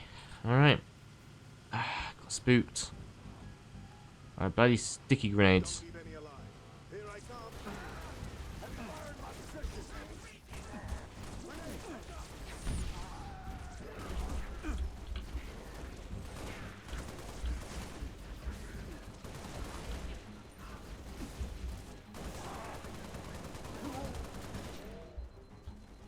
It's up here. And then you go across here. And there it is. I knew it was one of these ones. It's not like the most well hidden thing in the world. I mean, to be fair, it's pretty open. But yeah, this is the first shotgun you can find, I'm pretty sure. I'd always go here. Straight away. Well, found shotgun. He goes, oh yeah, thanks mate. Yeah. See, I knew it was one of these buildings. This one, to be fair, it's not overly dark. You can see it. But I remember distinctly there is certainly some areas where it is much darker and there's just a shotgun there. Cannot hold this position. We need to find those troopers now. We need to find them troopers now. What happened to our car?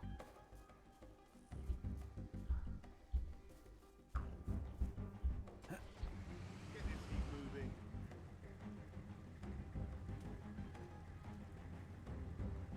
Say, excuse me.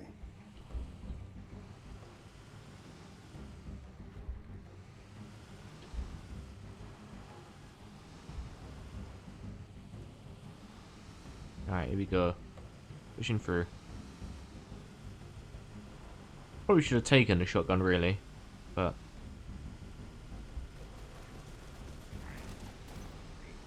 Bravo. Enemy reinforcements inbound. You got incoming? it was Reach's anniversary yesterday. Request immediate evac. Mark coordinates. Hey Alex, how's it going? Solid copy, Commander. Recalling Falcon Charlie 2. Hold that evac position. Oh, careful lads, how you get. And I believe there's another shotgun you can get in here. If I remember rightly. It was, yeah, there's AR. It's pretty dark in here. And then you'd follow the trail around. That's right, Alex, no worries. I know it's super late for you when I stream anyways. It's like 3 in the morning, I believe. Or was it? No, it's like 7 o'clock in the morning when I stream, right? So I just kind of been doing nostalgia overload. I've been playing some of the old game modes on Firefight that I used to play way back when. I was recreating the armor I used to rock back in 2011 or 2012. Tried to recreate as perfectly as I could. Global leader, be advised. I have visual on inbound inbound Covenant dropships. Ooh, DMR. Don't mind if I do. One of my favorite weapons in Halo.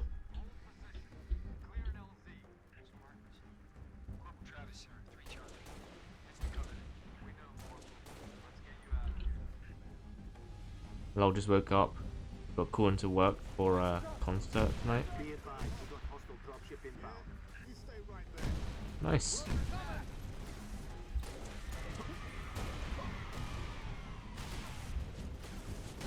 Oh.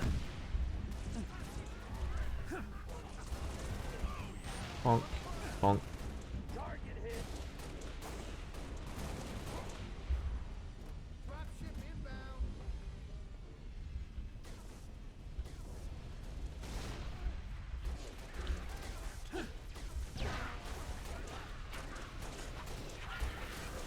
Probably gonna be wrapping up here soon anyway. Probably gonna get to the end of this particular level. And I was willing to just do maybe just a little one-off on Halo Reach, just to look back. Nice little look back on just my memories of this game. Can I bring that car back? Where is it? It's over there. Transport. LZ is clear. Move in for evac. Affirmative. Transport inbound.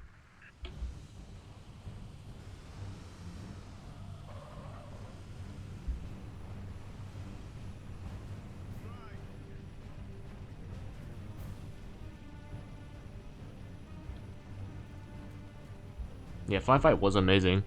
I was really sad because my plan was to do Halo heroic firefight, but there's absolutely no players playing it. I was hoping to matchmake into a random firefight, but it's just completely dead at the minute. Can you beat it? I'll dial up my torch, cut the way through. Gonna take some time. Okay. We're en route to your location.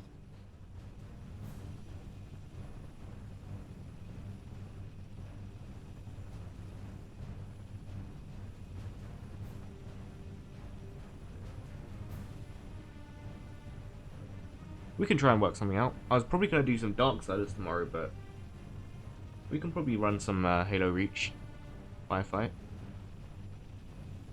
Might be the only two people doing heroic firefight, to be honest. But yeah, could be interesting. I'm at the Ivory Citadel in Darksiders 2.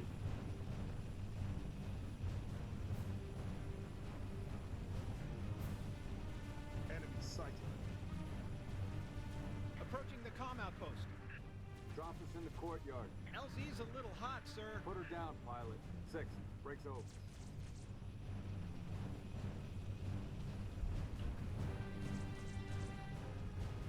Alright, here we go. My favourite thing to do with these little jackals is when you had the pistol, you could shoot their hands and then shoot their heads when they peek. You do something like this, right? If I have one look at me. Oh, he's dead.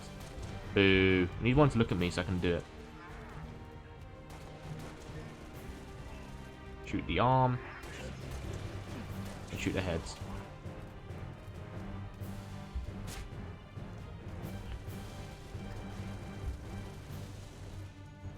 There's some more DMR ammo, don't mind if I do. Yeah, so these are the Jackals, and the others are the Skirmishers. Well, no, that's not right. These are the Skirmishers, and the others are the Jackals, and the Jackals never appear in any other Halo game. So they're a species that was brought in Reach, and then you just never see them again, which I guess, like, I never really questioned when I was younger, but as I grew older, I was like, why are they never in them again?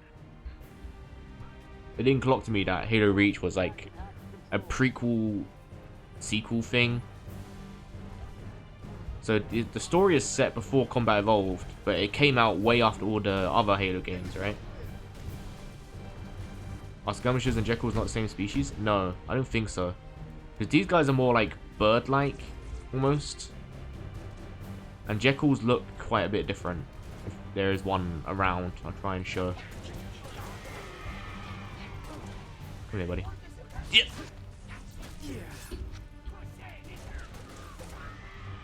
I need a Jackal. There they are. These are more like As you can see, okay, well, I'm getting my ass beat at a minute by fucking everything. Hang on a sec.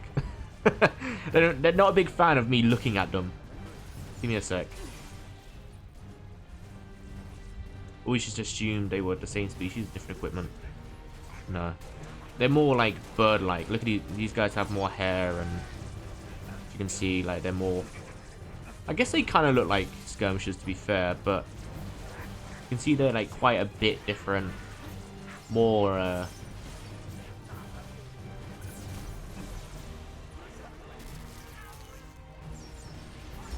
Reach had some weird designs for little enemies. I would say they're still a lot more accurate to how they look than 5 and 4, where they decided to completely rework how they looked, and I hated that. But to me, a lot of the elites and Sangeli, the grunts and the jackals, they look exactly the same in how they look in other games. So to me, like, that's fine. And then you go to Halo 4 and you go to Halo 5, and they're just completely different species. A grunt doesn't even look like a grunt. They're a completely different species. And I hated that. I personally always hated that.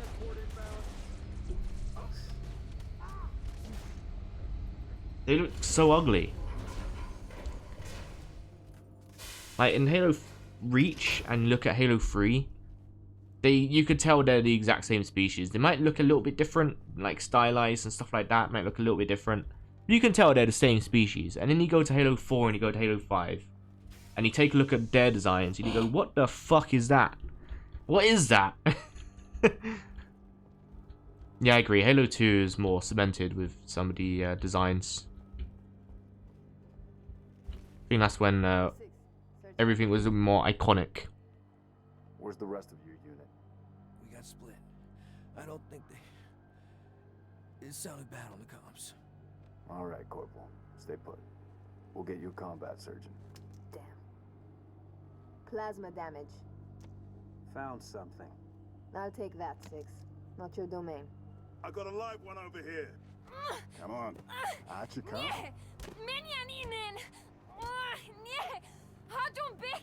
It's all right. We're not gonna hurt you. George. I got her. Keep still, and I'll release you.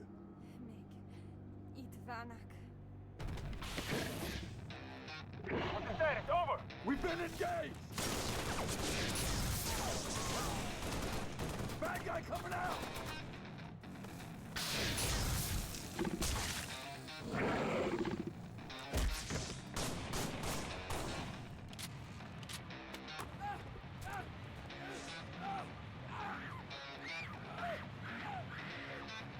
That Tango group has permission to pursue.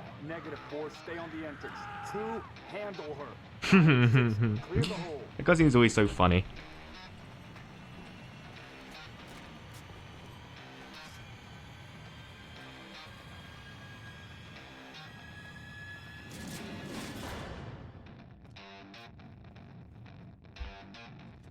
Yeah, they are definitely, like, you could tell, like, some of the designs look a little bit different, for sure.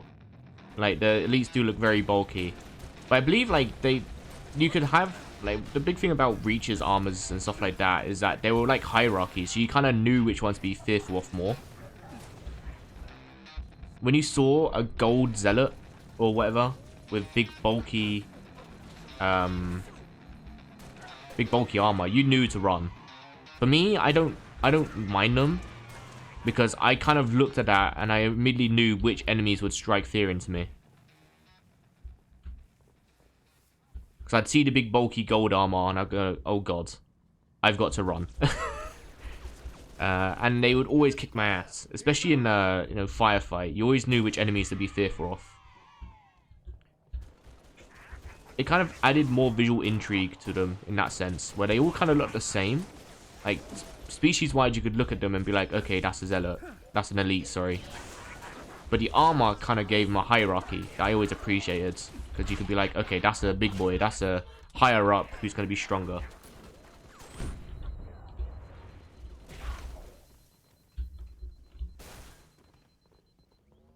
This bit always jump scared me. Flush them out. I've got you covered. Because, yeah. By the way, the secret shotgun is down there. It's over there. And then you get armor lock and stuff like that. There'd be one sword elite that would sneak around Zealot. It'd always jump scare me. Let me grab that. I hate this section because of that. Where is he? Always gives me a spook. Where is he? There he is.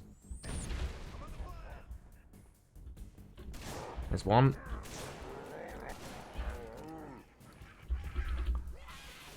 Leave me alone. Never seen stuff down there? Yeah. This is what I was saying earlier in the stream. There's always like secret shotguns around in every single map. Where is he? He's lurking around here somewhere. Where is he?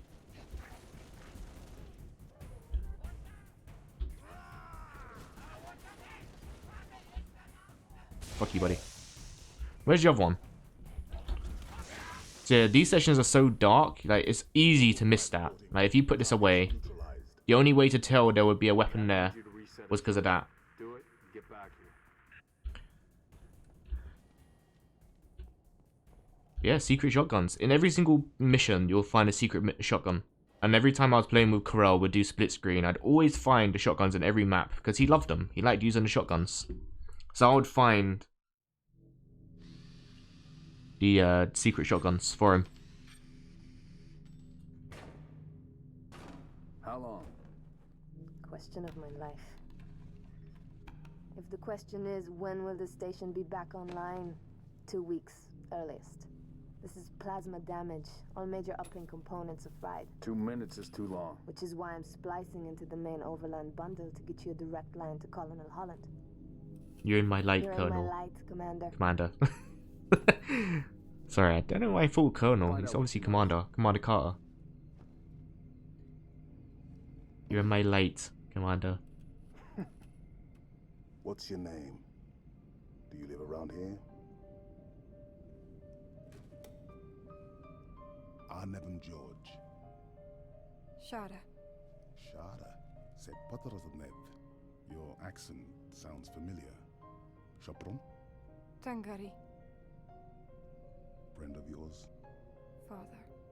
Sha'ainalom. I'm sorry. Why would you be? Big man forgets what he is sometimes. Ooh. She just lost her father. She needs a full psychiatric workup. She's not the only one. Lock it down, both of you. Get her on her feet. The body stays here. Thank you, sir.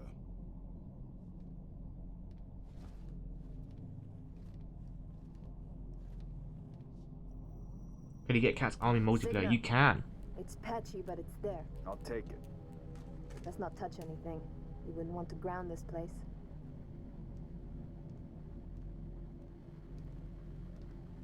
Barely getting you. What's your situation? Over? Colonel, this is Noble 1. There are no rebels. The Covenant are on Reach. Acknowledge? Come again, Noble One? Did you say Covenant? Affirmative. It's the winter contingency. May God help us all.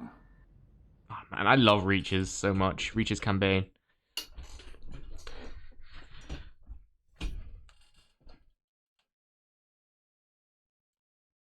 So I believe in the 360 there was one armor set that allowed you to get Cat's Arm. But I think in MTC they added like 4 or 5 armor sets that added Cat's Arm.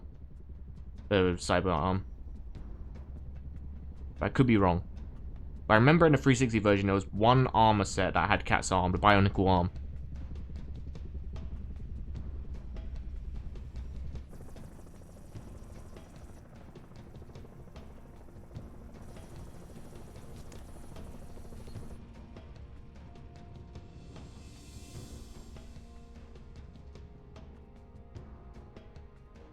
Advised Kilo 3-3 and Kilo 3-4, your current LZ is too hot. Roger that. Dot, stand by to receive and respond. Yes, Commander. Coordinates received. Initiate immediate course correction. The Office of Naval Intelligence Sword Base is presently under siege from a Corvette-class Covenant vessel. Due to the sensitive nature of this facility, use of orbital rounds has been, for the moment, prohibited. Regrettably, my efforts to obtain relevant data on enemy forces have been unsuccessful. However, current defensive forces are insufficient. Oni has requested Team Noble's direct intervention to help secure Sword Base. Alright, people. We're stuck with that ship for the time being. Let's focus on the hostile infantry. Give those troopers a hand. Cat 6, you're out here. George, Emil, you're next. Get prepped. Let's move, Lieutenant. Here we go. Yeah, the credit system was really good in OG. It's very grindy. I was actually, when I was reminiscing on some of the armor sets with the credit system, I was talking about how much the armor sets were. And some of them were probably stuff like 100,000 credits for certain items. So it was a grind and a half to get them. Like, for example, the armor pack on my leg here. I wonder if I can show it. Can I show it?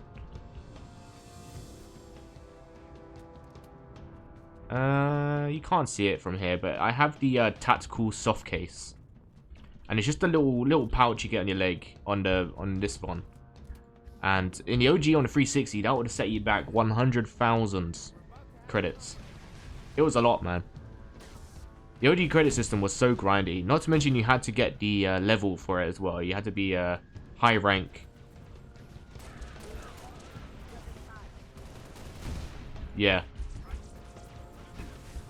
That was like the white whale. If you heard someone with the Master Chief voice in Reach, you knew that person had put a lot of time into Reach, into grinding. Oh my god, oh my god, oh my god. Boys, relax. Boys, relax.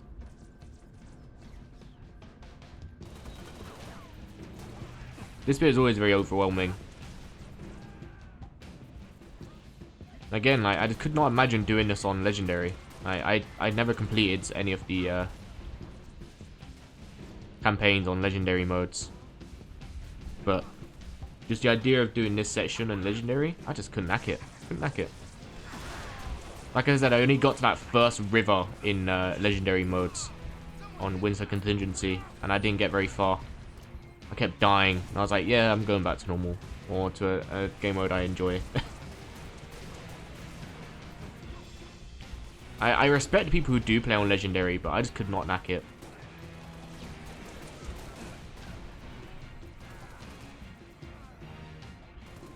Yeah, I just can't. It's not in my nature. It's not in my nature. Right? Like I said earlier, I'm one of them people who I enjoy a game for what it is, right? So if I can just play a game and have fun with it, and then my memories of that game would be having fun, then that's how I enjoy, and that's how I enjoy playing my game, right?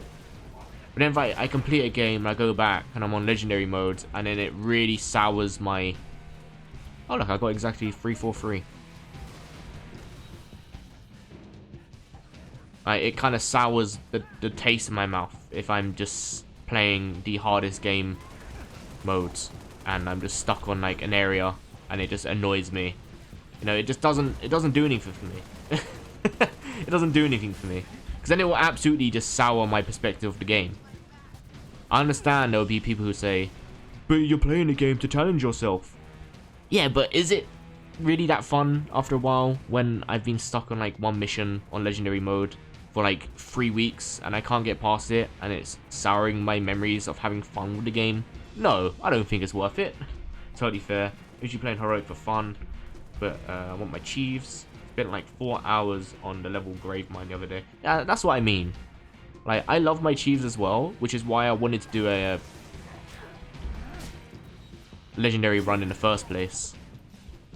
But I couldn't knack it. I just couldn't knack it. Again, it's just not in my nature. It is not in my nature. I'm not one of the people who expects every game to be easy for me. I don't want to just walk through games. I know there's a lot of people who see that mindset and go, you just want everything to be easy. And it's like, no, I don't want everything to be easy. I want to have fun. That's the difference. I just want to have fun. You know, I've played hard games, and I have fun with hard games if they're intended to be hard and you conquer them, and that's something different. But the whole, like, you're not a real gamer unless you complete games on the hardest difficulty ever, and it's just like, bro, just let me enjoy the game. I just want to have fun. I just can't knack it with Legendary legendary modes. Limited, but we'll prioritize whatever you need, man. I would love to go ahead and get all those Chiefs. I didn't even do it on Xbox 360. I saw those Chiefs and it was like complete the game on legendary difficulty and I just never got it. Never got it. And I don't think I ever will, to be honest with you. I think I even tried to do a run with my mate. I think me and Karel tried to do a legendary run on Xbox. We never did it because it was just too hard for each other. That guy's gonna blow up.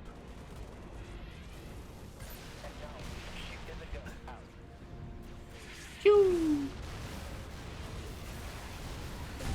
What the fuck? Oh yeah, sorry, I forgot these guys have mortars.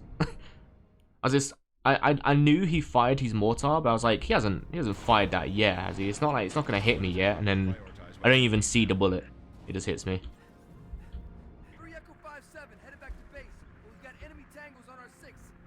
One day I think I would like to complete it on legendary modes, but I just don't see myself being able to do it, to be honest with you. I just don't. Oh, this thing takes so long, I forgot about that. I should have left myself the DMR.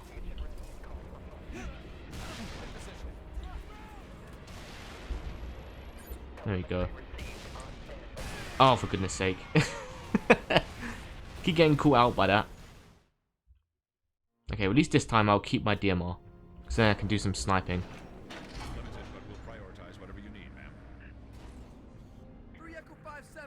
Legendary on Reach is pretty doable. But it does boil down to a lot of grenade practice and DMR headshot spam. Yeah, I just don't have it in me. If I invested... Oh my god, I keep getting hit by that. If I invested a big portion of my time to practicing and my headshots and stuff like that, and you know, learning grenades distances and stuff like that, I imagine I probably would be able to do it. I just don't want to do that. I don't know. It sounds bad. It is. I don't know. There's people who probably make the argument of like, oh, so you don't want to play the game. It's like, no, I do want to play the game. I just don't want to do that. I don't want to. There's other things I want to be doing. You know what I mean? It's definitely like the sort of thing where it's like the time and the wanting to do things aspect of it. That's why I respect speedrunners, because like for me, I'm always wanting to do something different. So for example, speedrunners who just spend like fucking 20 years playing Mario 64 and it's the only thing they know. I know they know the game in and out and they know all these tactics and glitching through walls and whatever else, and like they don't play anything else but Mario 64. I just can't do that. I can't do it. I respect people who can do it, but for me, like, I always gotta do something different, right? So I can't just sit and play the same thing for 20 years, you know? I don't, for reference, I don't think that's what it's like with Halo Legendary. I'm just saying, like, that's just the way my brain works.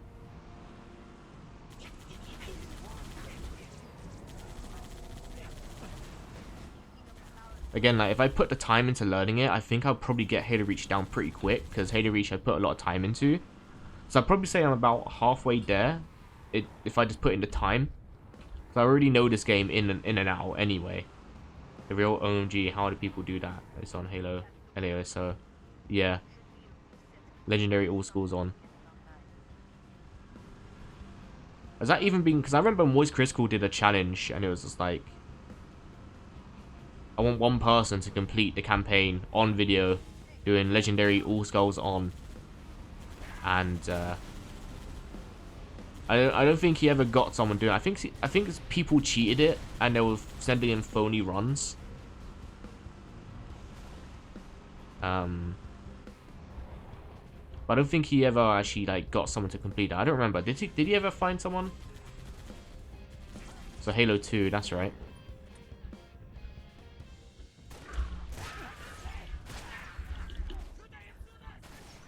First of all, that was a really bad idea.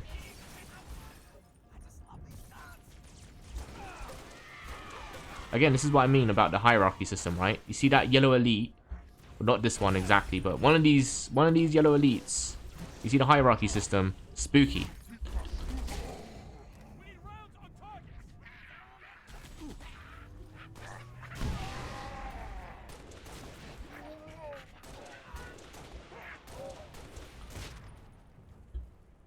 Only got like 10 or so confirmed completions now. But the fact that it was only 10 or so is insane, considering how popular the game is. Yeah, that's what I mean. I wonder if like, if that's 10 or so confirmed completion, is that since Charlie's challenge, or is that just in history? So I wonder if like his challenge piqued more interest in it, or if loads of people just kind of gave up on it.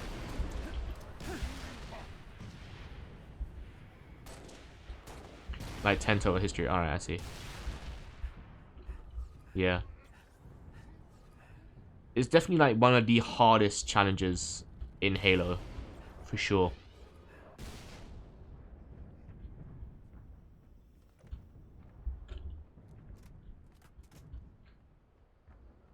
And it's like, I wouldn't even say... Obviously, Legendary is a hard game mode, of course. But what makes that so hard is that you just gotta strategize really, really hard with it. And for me, the way I enjoy playing Halo is just being like a dumb run and gun type of guy. So I think it's just like having to put so much strategizing into playing Legendary. Like you'd have to plan out every single like section when you do it thoroughly. And I think that's the aspect of it I don't feel like doing with Legendary. With Legendary all skulls on, it's just a fuckfest. That's what it is. It's just a fuckfest. But like Legendary, it is just like the difficulty comes in having to strategize every part of the missions, right? Make sure you know exactly where every enemy is, and make sure you don't get flanked, and make sure you check for stickies, and as you said, you know, you get your headshots down, and your grenades, and you know, whatever else. But it's just the strategizing part of it. Most of those are after your challenge. Yeah, I imagine. Yeah, I mean, I imagine most people just don't want to do it. Here's the other secret shotty. Oh no, that's the RPG. Sorry. Where's the secret shotty in this section? It's up here, isn't it? I suppose it wouldn't be secret if it's up here. But is it here?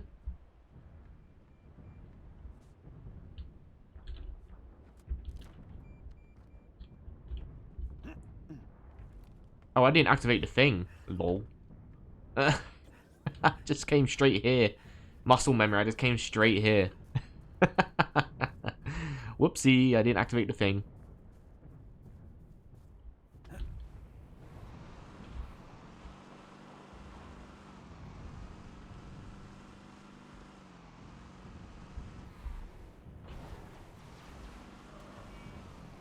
Oh, my Marine died, so he's not on my... Oh. Not on my turret. Like, if I sat down and I properly strategized all the legendaries... all the legendary missions... Like, if I sat down and I learned every area and all the flanks and where enemies spawn and stuff like that in all these missions, I probably could do it. I'm just not very good at strategizing, but I think I probably could do it. And if I did it with a friend as well, it'd probably make it a little bit more easier. But if I put enough time in learning it, and I probably could do it. I don't think I'll be able to do Legendary all skulls on. I think that's what I'm trying to say. I don't know if I'm making any sense, but I think if I were to sit down and think about like what I want to do, how I'm gonna do it, learning the enemies inside and out and where they spawn, realistically, I could probably do Legendary if I put the time into learning it. I don't think I'd be able to do all skulls on.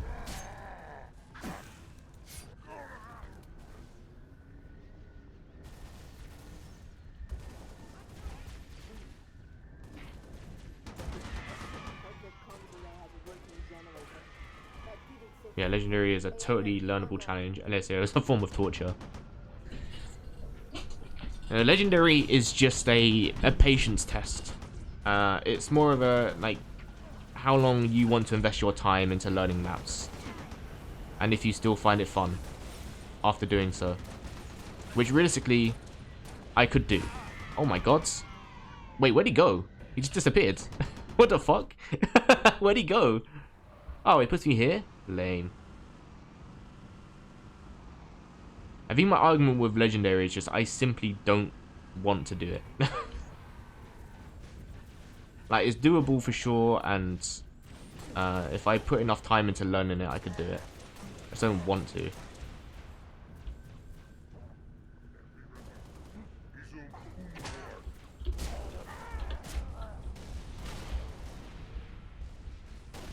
I love the assassinations in this. I know it's technically in every game, because every game is like a one hit as long as you hit him in the back. But I love the assassination animations. He's in my get out of that. Get out of that. It's not for you. Get out. You can't get in my warthog.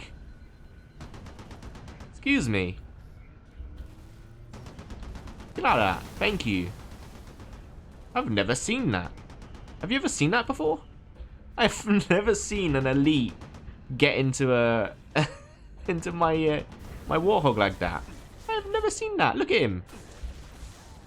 I have never seen that before. Oh my god, he's about to kill me. He's effective with it.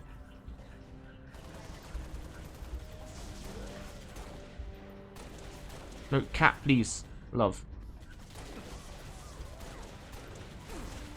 Okay, this is a problem. He's using my own weaponry against me. This is a problem.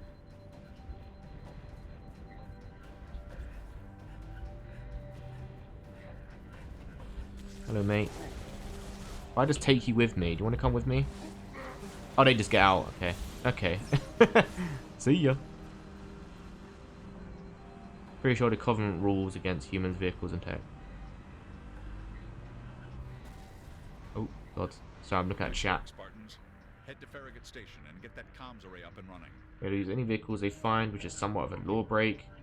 Pretty sure there were Covenant rules against human tech and weapons tech. Yeah. That's why I'm surprised.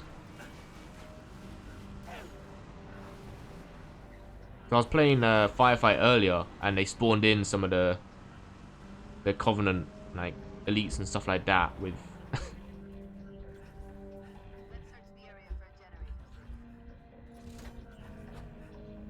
with like DMRs and assault rifles, and I thought that's a bit odd.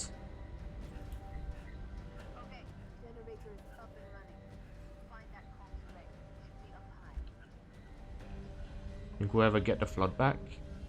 I thought they were pushing for it in Infinite in some capacity.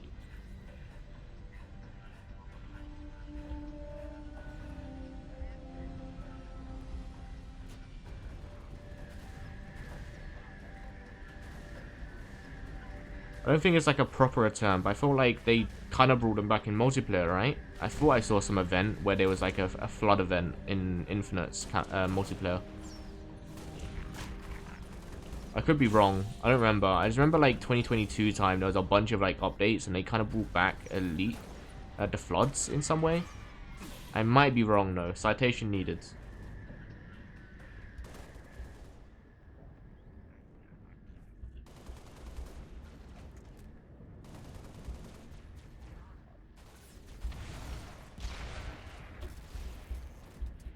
I played a bunch of multiplayer, but I didn't play the campaign for Halo Infinite because Halo Infinite is quite expensive, and I just never bought it because I heard it's. I didn't hear it's bad. It's just like for me, if I saw how much it is, and I heard it's not the best, in my brain I'm just kind of like, okay, that's not really worth my money at the minute, and I keep waiting for it to go down in price, and then it just doesn't.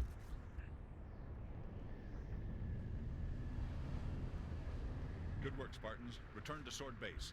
The rest of your team is inbound, imminent.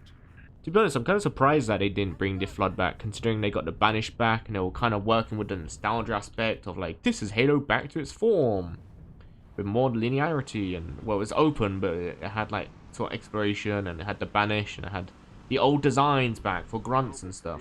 Oops, sorry, I looked at the chat. Cat, 6.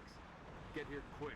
We'll meet you inside. Then they don't bring back the floods, but I guess that would maybe be like nostalgia groveling.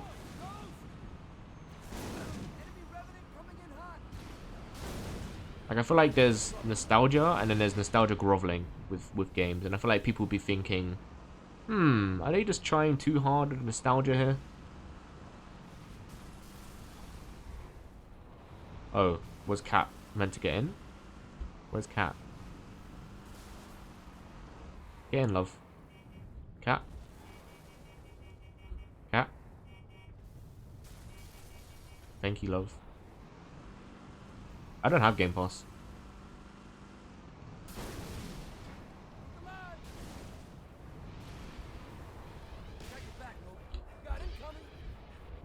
Do not blow us up, please. We're stalled in the tower atrium. Cat, where are you? Opening the gates now. Open up quicker then, please.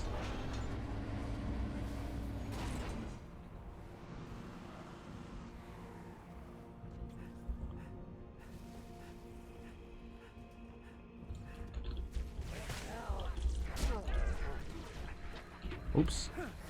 Again, I've been playing Helldivers, so my grenade button is G on Helldivers. So I keep pressing G. I don't think G does anything in Halo.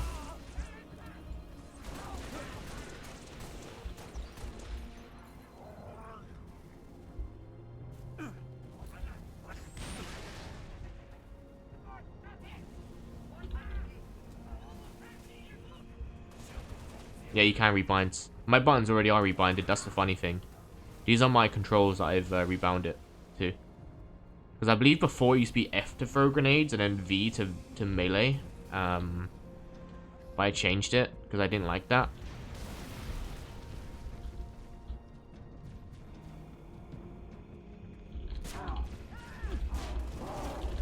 Yeah, fight your friends, that's right.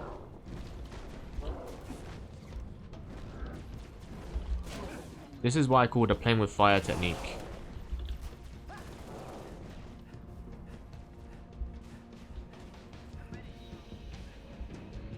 Yeah, that's scary.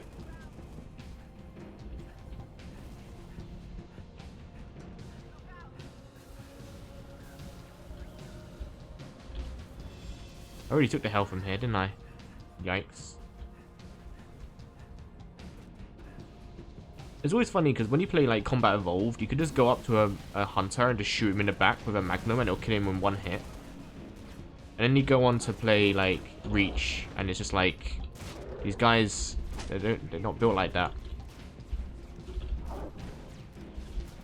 You can beat them up like that. But I mean, it's not the same as going up to a... That cat just... Cat? Oh. Okay. Here we go. Oh, you're right there, cat.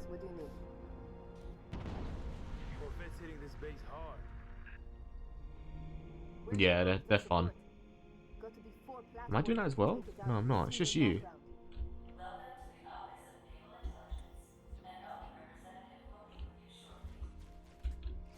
It kind of just trivialized the hunters. Just going into an area of 2 hunters and just go up to them and just shoot in the back with a magnum.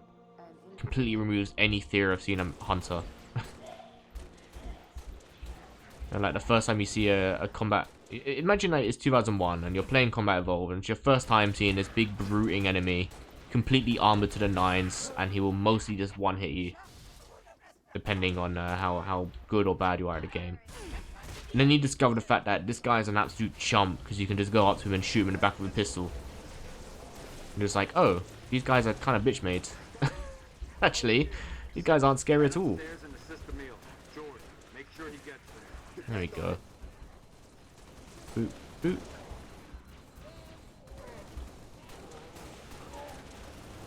Boop, boop. God, it's so satisfying. Yeah, they're a menace until you figure that out. Yeah. With Reach ones, they're still like a little bit scary because like, you can beat them up from the back still. But it takes a beating. There's a secret shotgun. Well, this one's less of a secret because it's in blatant, like, it's right there. But, you know what I mean. Where's the elite? Corvette's gonna rip this base apart. There he What's is. the situation, Noble? Sorry, I'm being reckless. Was he gonna drop kick him? Or did he just ragdoll? Yeah. That's funny. Granted, the Halo CE Magnum was one of the most busted weapons in his. Yeah. You could probably do an entire run using nothing but a Magnum.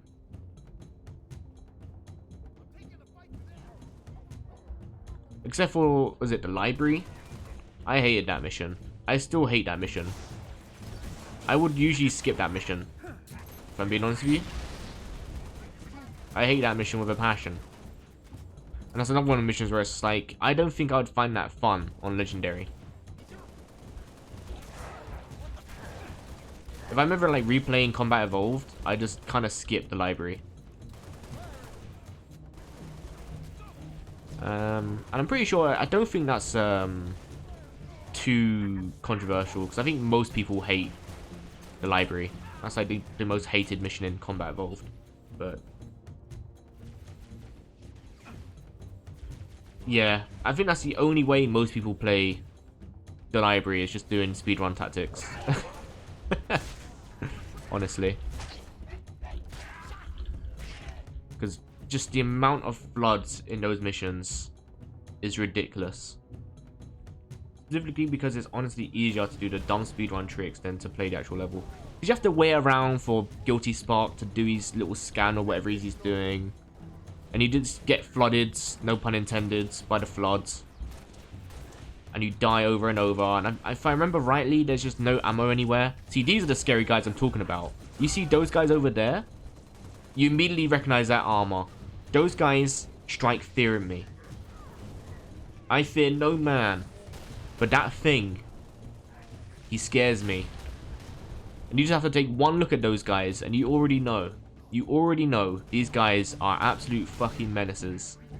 If I'm playing Firefight Heroic and I see these guys with the grenade launchers and the energy swords running at you, terrifying. Absolutely horrifying. Lol, like learning to grenade jump onto the doors and the Guilty Spark opens and follows him through the holes. Yeah, I just skip it. I didn't even learn the tactics. Like, you could tell me all the tactics and it would be cool to know, because I don't know them. I just skip it. I just can't be arsed with it. I can't be arsed with that fucking mission. I hate that mission. I just can't be arsed. I see that pop up in my playlist. I'm like, yep, fuck it. I'm skipping it. Later, nerds.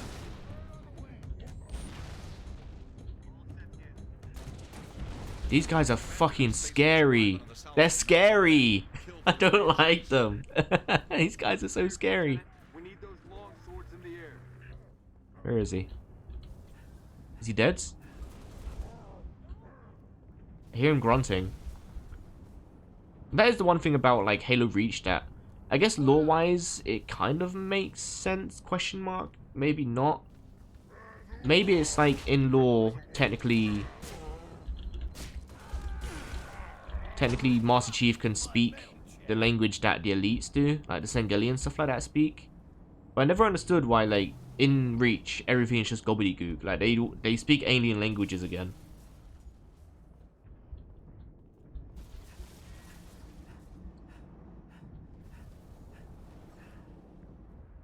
Because it was so funny when you're playing Halo 3, for example, and you could hear all the funny voice lines of the grunts. Like squealing away and crying and stuff like that. I guess they're still technically pathetic in this. You still hear him like whimpering and crying and stuff, but it's not the same as in Halo 3. Running after them and hearing their little silly meat things. Was it gobbledygook in Combat Evolved? Oh yeah, you're right. Yeah, because they said what. That's right. Yeah. What. Yeah, that's right. Yeah, you're right. Yeah, you're right. You're right. It was Halo 3 they all started speaking English, isn't it?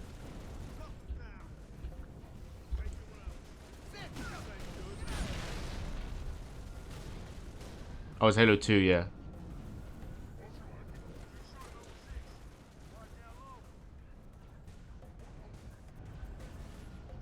I did love the aspect of what just being oh god, what just being go go go or whatever it is that Johnson says in reverse.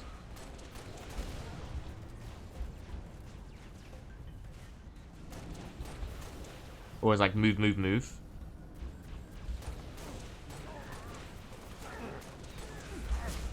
God.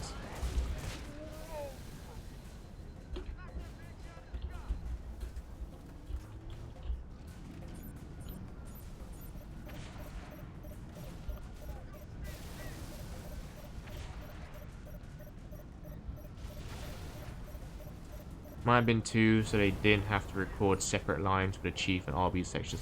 Yeah. I think it was 2. You are right, I think it is 2. But I guess, yeah, I guess it is just lore accurate to Combat Evolved era.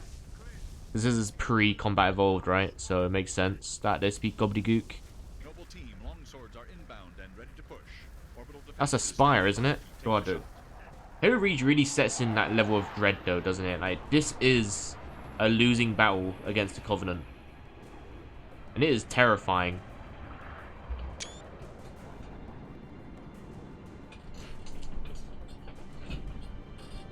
Like, you can try as you might as Noble Team. It is a downwards battle.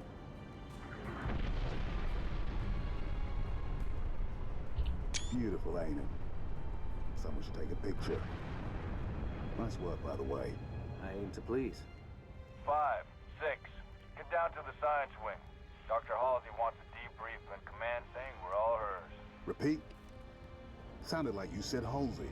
I did. Copy that, on our way. Don't need command to tell me. Been all hers half my life.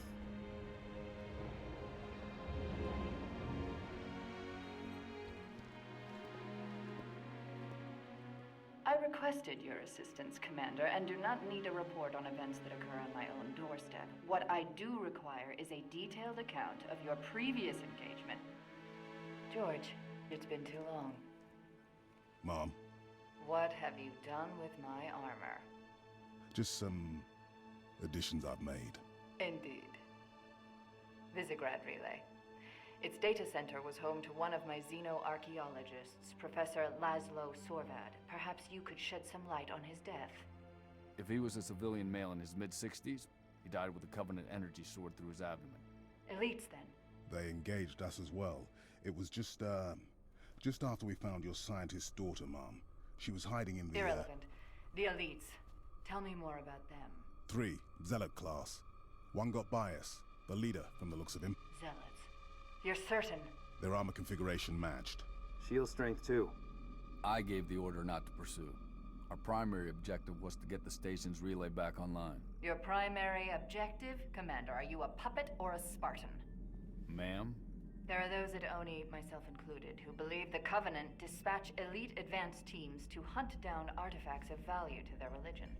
Survivor accounts suggests such teams are small, nimble, and almost always Zealot class. No doubt they came to the station for the abundance of Oni excavation data stored there.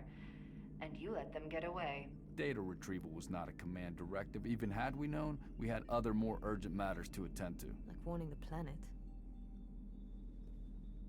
Professor Sorvad's final entry in his field notes made reference to a latchkey discovery. Latchkey. Not a word he would use lightly. So let's hope that the data module your lieutenant commander stole contains it. Cat? Before you ask, I was alerted the moment you attempted to access its contents, as I am with any unauthorized tap. That data is classified Tier 1. I could send you to the brig for interfering with my work. Maybe you'd like to join her. I'm sorry? We're currently under emergency planetary directive, winter contingency. I'm sure you're familiar with the punishment for civilian interference with the Spartan deployment. Are you threatening me, Commander? Just making a reading suggestion, ma'am. Let's move, Noble Team. Mom? That will be all, George.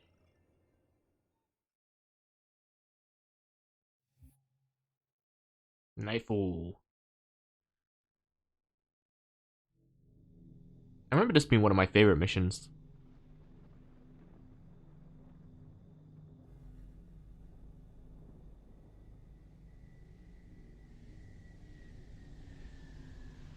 Not to mention, the way they did the cinematic camera views in the Reach campaign was always so good.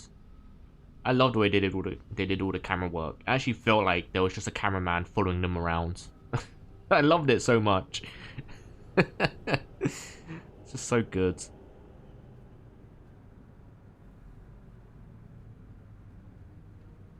The cameraman would actually just pan down, watching his step here, if I remember rightly.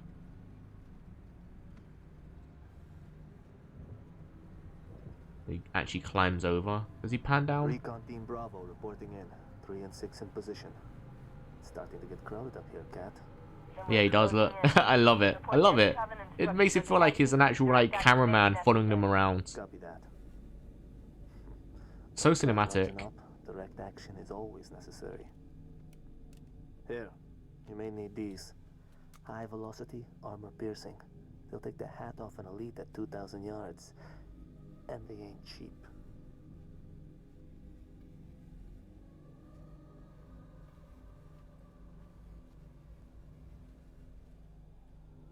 I'll be in touch.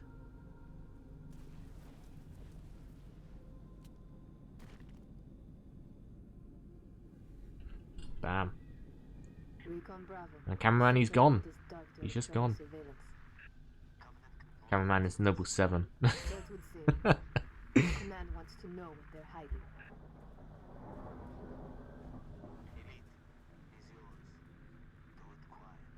Do it quiet. And boop. Shh. Hey, shush. Shush, stop. Shush. Enough. Quiet. Uh-oh. Have they heard me? Have they seen me? Am I cooked?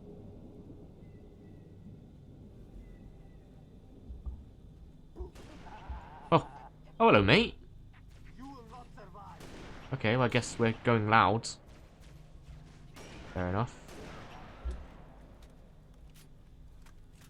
He just appears behind me laughing after sniping elite. Fair enough.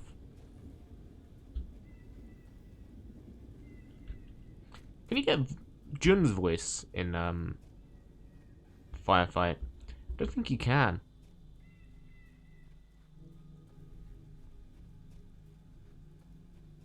Recon Bravo to Noble 2. Stand by for contact report. Standing by to copy, over. We have Ooh. Negative, too small. Mission always felt like a better version of Truth and Reconciliation. Keep moving. You heard us, 6. Drop those tangos. Yeah, I think I agree, yeah. Truth and Reconciliation was a lot of skulking around, and you had to go to all those teleport pad zone things and destroy them. Where is it, mate? Where am I? Bam. Oh. Okay, come on, that is just bad hitboxing. Sure, he's dome, and then the box counted as its own hitbox.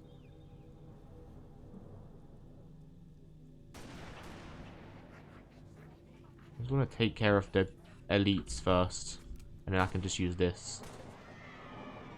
The Magnum is a sniper in its own right, really.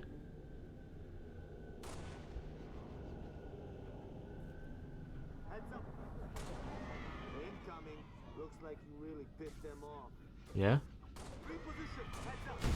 Oh. Okay, no, you're not wrong.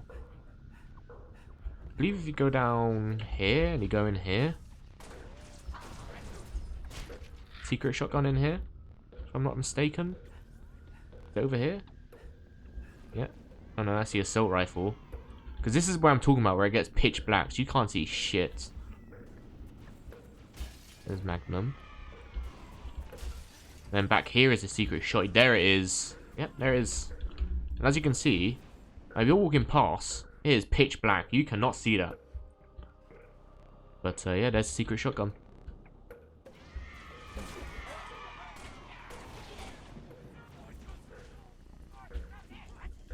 Wasn't lying. I learned these maps inside and out so I could find the secret shotgun for Corellu every time we played.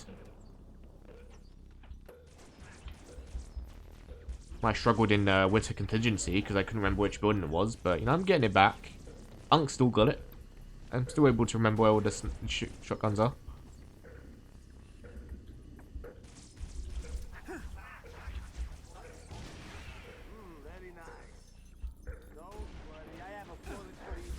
Oh yeah, there's an achievement I haven't got. We have to kill something with the forklift, right? I'm not going to do it though, because that's stupid. I'm risking my life here. I'm going to die. I believe there's an achievement where you have to kill like 5 enemies with a forklift or something. That was an achievement in the 360, I remember.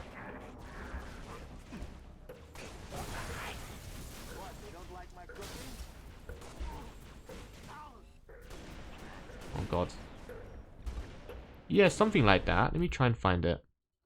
Hero Reach forklift achievement.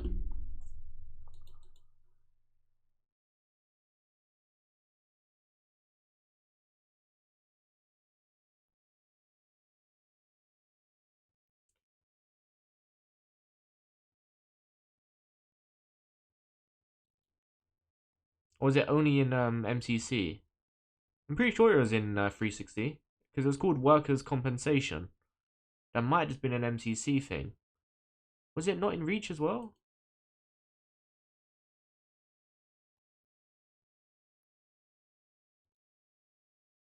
Yeah, Workers' Compensation. Splat an enemy using a sport lift. It's definitely not going to happen. But, yeah. One of the achievements I don't have.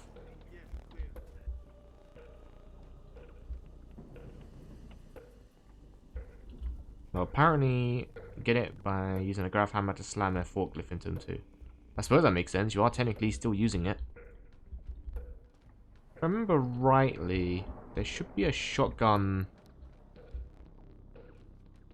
No, I think there's only one in that room over there. There's not one anywhere else here.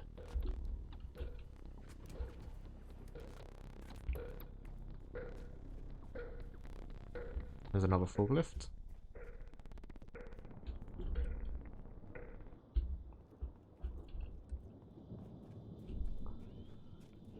What's this, level 4 or level 3? So I don't plan to complete the campaign. See, ever seen Jung show back up? Yeah, because he's the only one that survives.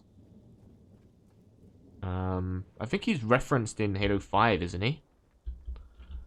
But, I mean, who cares about Halo 5, really? Does anyone really care about Halo 5? I mean, there might be some people who are just contrarian and just say, actually, I really enjoyed Halo 5, but you don't really enjoy Halo 5. No one really enjoys Halo 5. Even Microsoft won't acknowledge Halo 5. There's your other shotgun.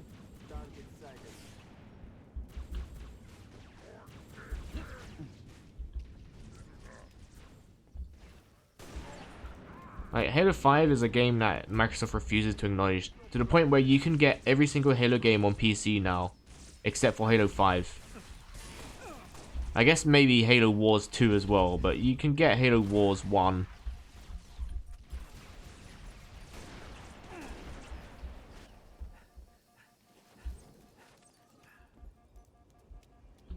Yeah, I'm just never wasting any time playing Halo 5. I remember being so disappointed because there was like, a whole trailer. I remember distinctly because there was a trailer where you see Master Chief wearing this big cool poncho. And I think he sees like a statue of himself in a desert. It looks so fucking cool. And then it's just so lame. The game is so lame. It's just the most disappointing thing ever, man. Genuinely, like, the most disappointing.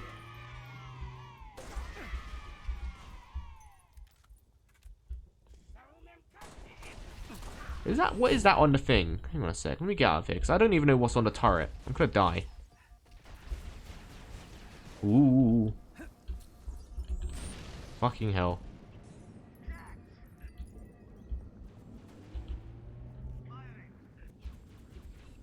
What is on that turret? Is it dead? scary. I just remember being so disappointed by the trailer. Because the trailer hyped up to be something it wasn't.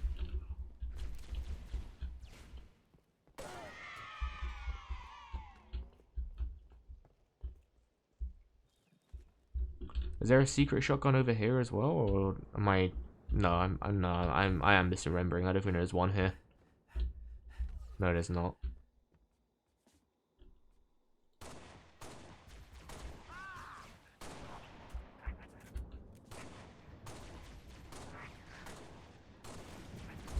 I can't aim for shit. There we go. Yeah, that's the way to do it.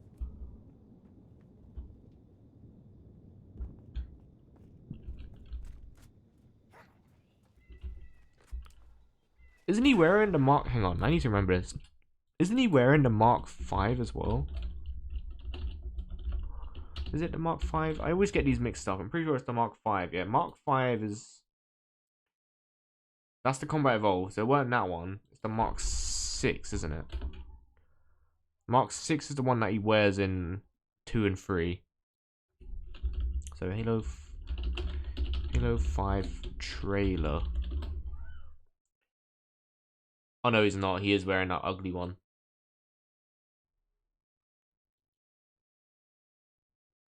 I mean, okay, no, to be fair, in hindsight, it's not as bad as I remember.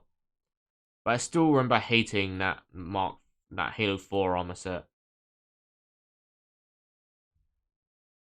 Yeah, I know, yeah, that's right. Zan does do all the cosplaying for the elite, Spartans. I can't speak today.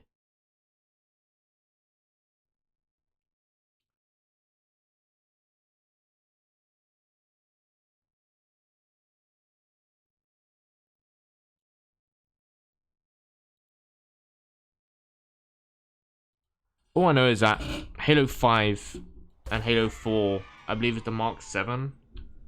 Ugly armor. I hate it. I don't like it.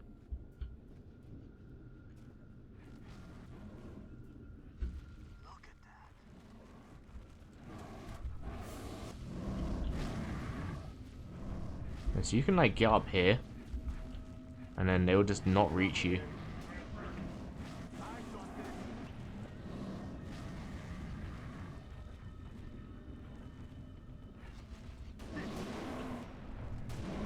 They'll just like come here and they won't reach you. To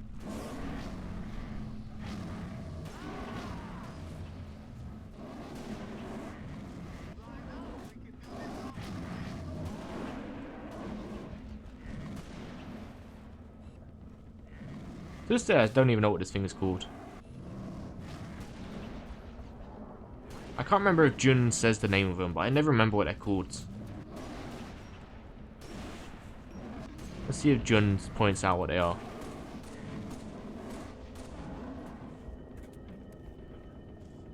You say what they are, mate? What do you want? No, okay, fair enough.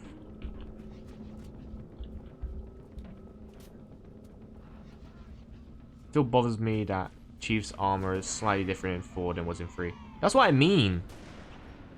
The armor in 4, it's just... They changed it.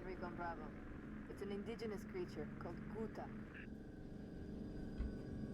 And it's ugly. 6. There's a trail up ahead, through the rocks. Let's take it. It annoys me irrationally. Because I think it was the part of the art style change, and they changed how his armor looked, and it just looked ugly. I don't like it. Because if we were to just... Hang on.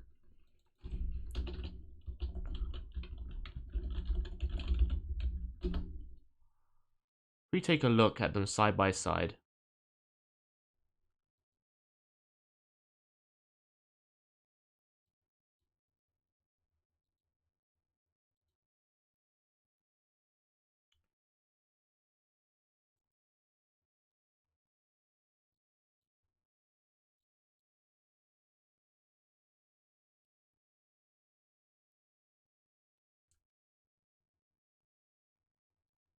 Right?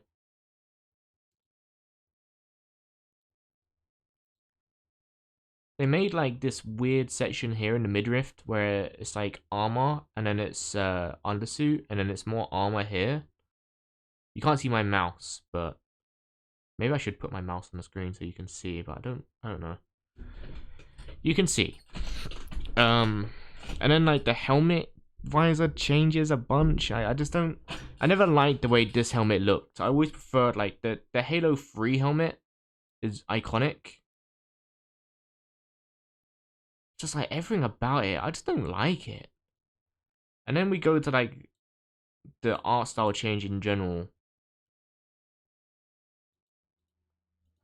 Halo 5. I believe they change it again in Halo 5.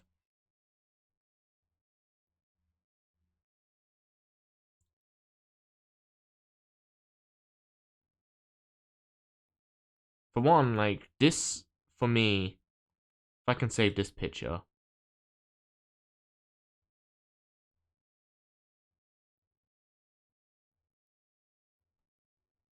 Where's the most egregious example? I think this is probably the most egregious example.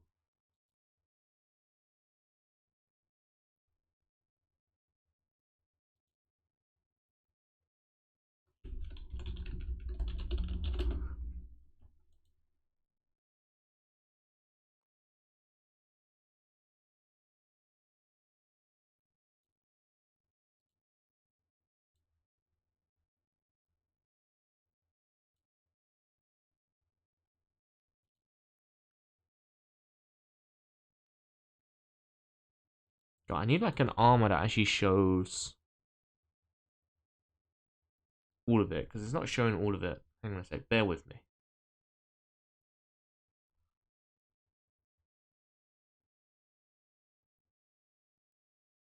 Yeah, I think this is probably the best example. It shows the entire thing.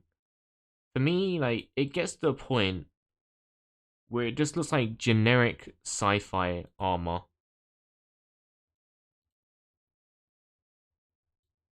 Like, how do we get from Halo 3 to this? It starts to look like generic sci-fi armor. I don't like it. But you can still see the remnants of it, like in the chest and in the arm pieces and the knee pads and stuff like that. You can still see the remnants of the OG. But it just starts to look like generic sci-fi stuff, and I just don't like it. Like, I'll say, like, I'm just a big priority of, like, I just don't like change. And like, if I see something I like I hate the modern Stormtrooper stuff from the sequels. I'll never like them. Just like Starfield armor. Yeah, exactly. I'll never like the Stormtroopers from the sequels because they look ugly. Look too shiny, look weird, look like plastic. They look like action figures, which is funny because I'm pretty sure 90% of the things from Star Wars is designed with toys in mind.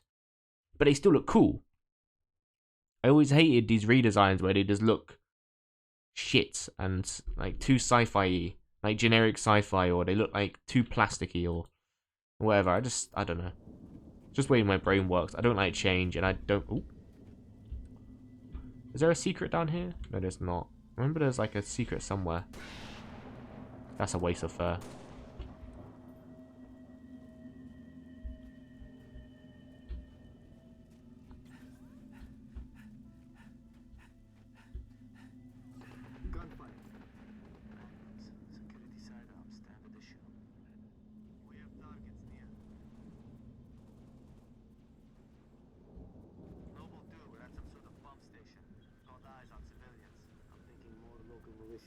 They've engaged hostiles. Move to assist. They may have intel we need. You heard us, Six. Keep those civilians alive. Give us a hand! Bastards just keep coming. God, that guy just... Whoa, that guy just firmed 3 sniper bullets. Was I meant to shoot a head off an elite with this? The hat off an elite or whatever, and that guy just firmed 3 bullets of them? Oh, damn.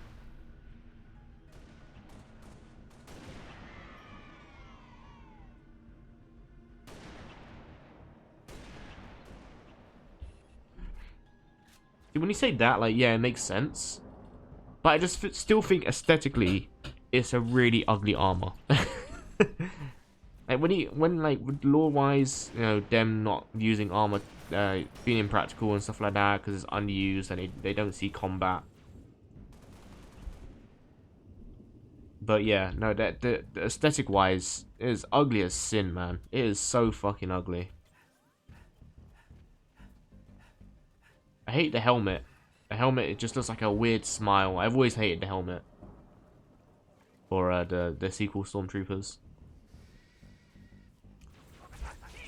I think some of the designs look cool with it, but like only some. I feel like the red ones look a little less like a weird smile. It looks somewhat cool, but I hate all the design of the sequels, really.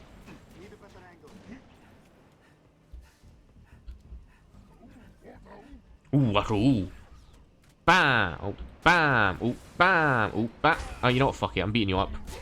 There you go. There you go. Oh, yeah, this map on Firefight is hard. A little more action than we're used to.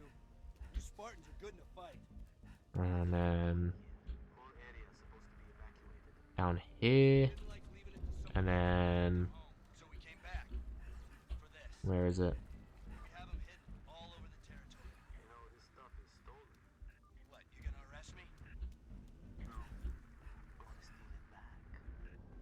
Gonna steal it back. There's the shotguns. Okay, I was looking for the secret one, but no, they just have all of them. What's that they just dropped in?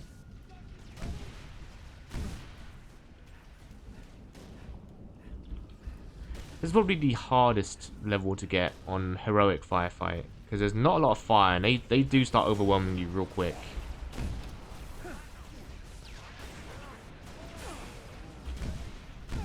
Especially when you have phantoms like this. Because there can be like 2 or 3 phantoms firing at you.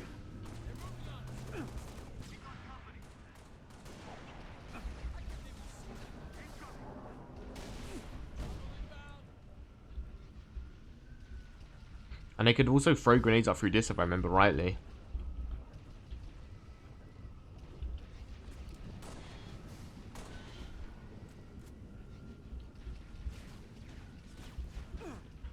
You could do this, you can pass through the roofs with the lampposts and stuff like that.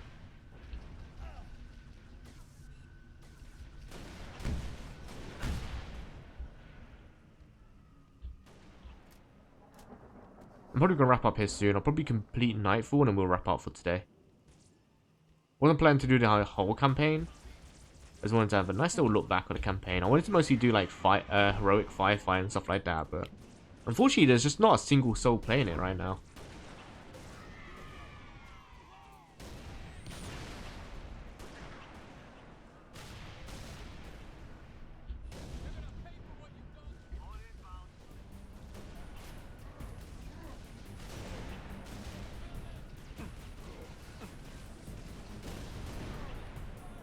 Yeah, get fucked, bozo. You chucking a grenade? He stopped me! We stuck each other, god damn it. I heard the stick sound. I knew it was over. There's no coming back from that.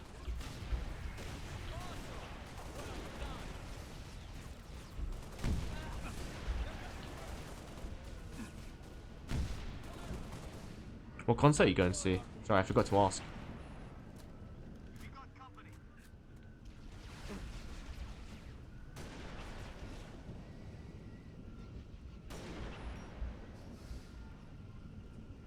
Mad Vein. Nice.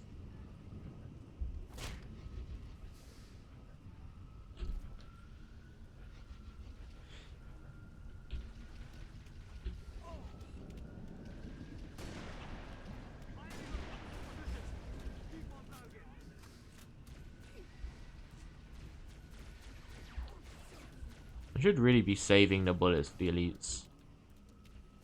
Got 3 tickets in the mail.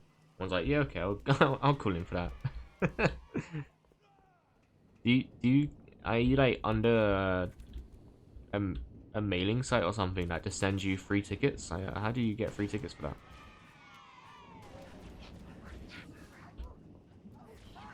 Oop. Oop. There's the bastards. Oh god! Okay. Alright.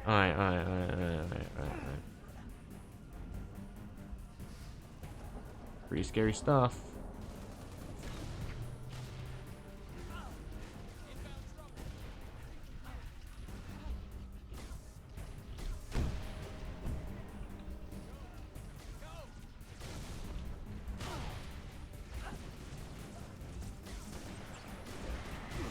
That was a headshot, that's crazy.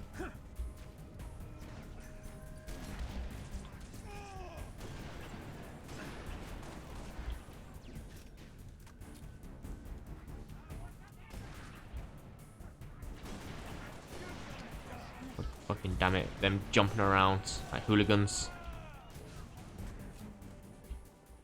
I don't know if it's a thing everywhere, but a lot of our mid-sized concert venues will mail out tickets every couple of days for a show if it hasn't sold out to try and fill seats so they can sell more merch. Oh, I don't know if that's a thing in the UK. I imagine there'll probably be a lot more people going to shows if that was the case.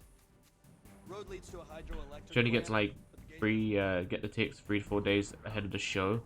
There's no guarantee you'll get any, but every now and then get one where it's like, oh, I love these guys. Oh, well, there you go. Fair enough. Yeah, I don't think we have that in the UK.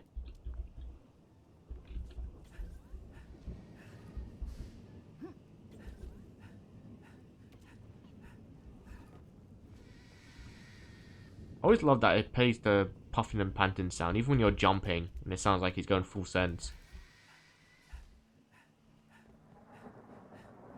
I think it's just like whenever you hold the sprint button, it will just play the sound effect, even if you aren't like sprinting or jumping. I'm ready.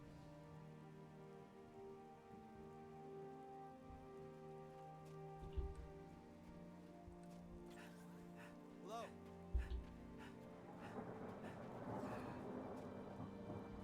I have to look into that for sure. I think all my local venues are probably like central London or something. Other than that, we have like churches or something that just do like church choirs and stuff like that. I don't think they do actual concerts. Okay, clear. Let's move.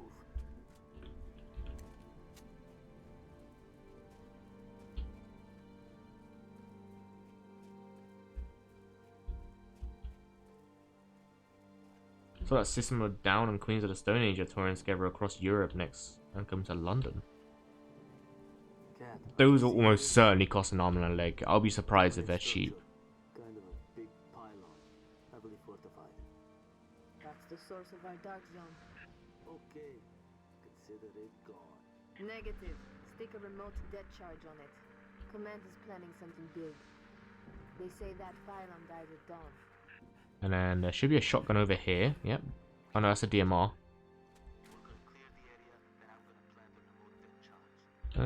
I'll take the DMR. I'm almost out of ammo. Tottenham Stadium. Yeah, Tottenham's a football team, so it's played at the Tottenham Stadium. It's going pre-sale in 2 hours, but yeah, I'm guessing it's going to be an armor make.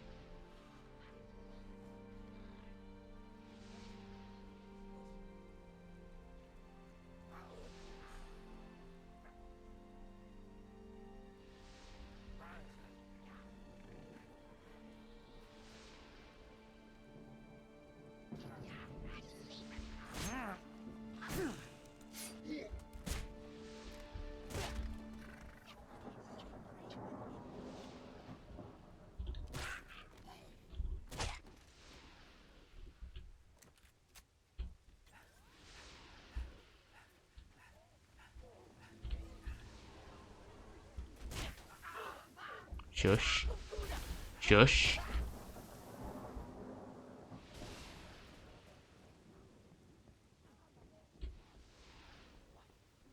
I can at least stealth kill the big one. That'd be grand.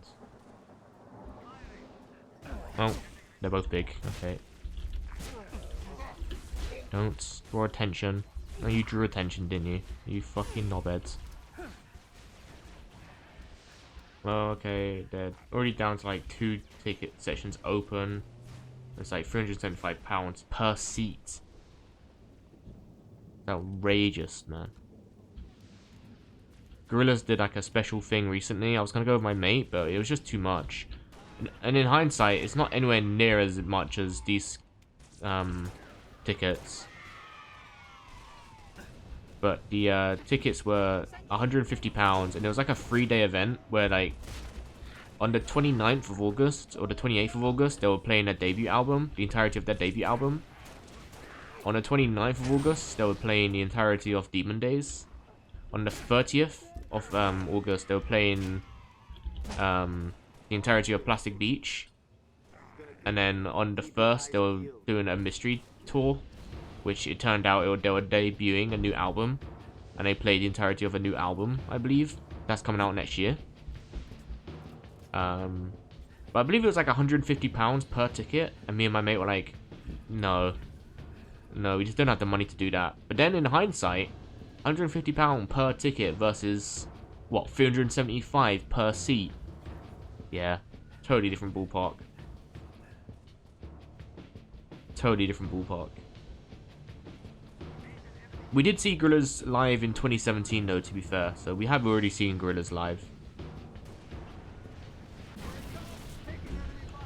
Would have been cool to see him live again, but you know.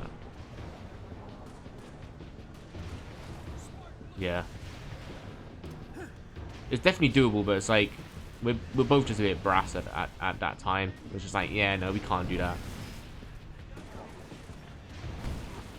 So we just said no. Oh, okay, I got bonked. So we just said nah. But yeah, again, like in hindsight, oh for goodness sake, in hindsight, not nearly as bad as 375.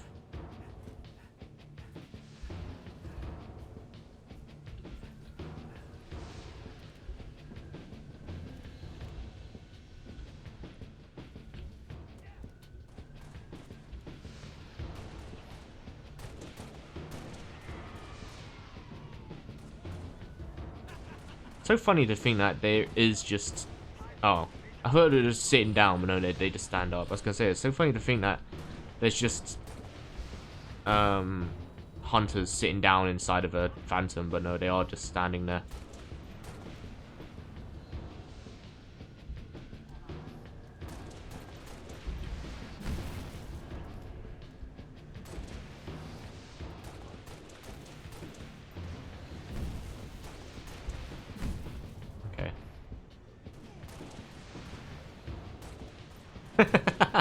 The way he's like reacting, I'm just like kind of gonna say, how do you hunters sit? They collapse in the pile of worms? I suppose so. I mean, how do they do most things? It's just like one big hive mind, right? They all just kind of like work together to formulate this big hunking beast.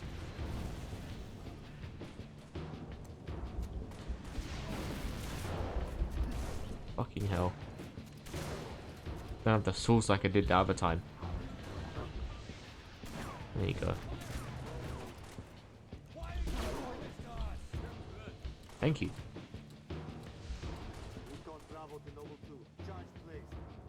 Somewhere inconspicuous, I hope? Stuck it inside the Pylon's power supply. Whee! Alright, keep pushing into the dark zone. Command wants to know what the Covenant are hiding. There's a gate to the southeast of the hydro plant. Copy. Uploading security codes to you now.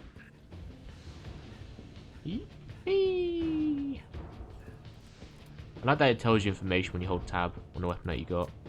Low rate of fire, but high damage. This one tells you like 3 times zoom, headshot weapon, accuracy is highly dependent on rate of fire. Yeah, I like that. Very nice. Unlocking the gate. Recon Bravo, we're heading into the dark zone now. Understood.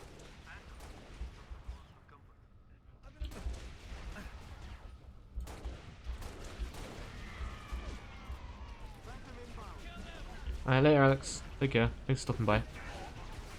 Enjoy your concert.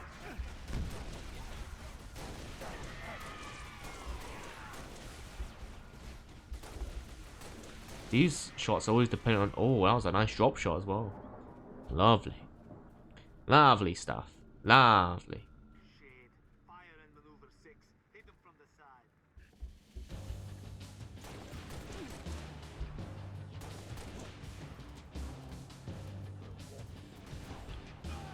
I should have gotten some more DMR bullets before I left.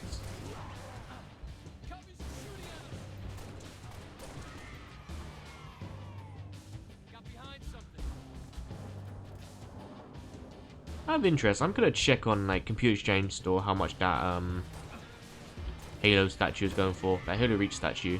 So I guarantee I'll find out in a Computer Exchange Store. I always find one in a Computer Exchange. They always just go for quite a lot. That's the only problem. I guarantee if I go into like my local site for CEX, I'll find one. Oh, hello.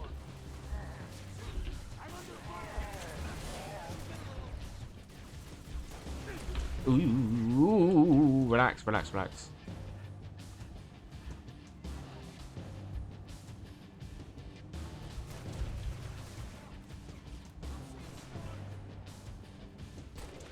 Get fucked, bozo.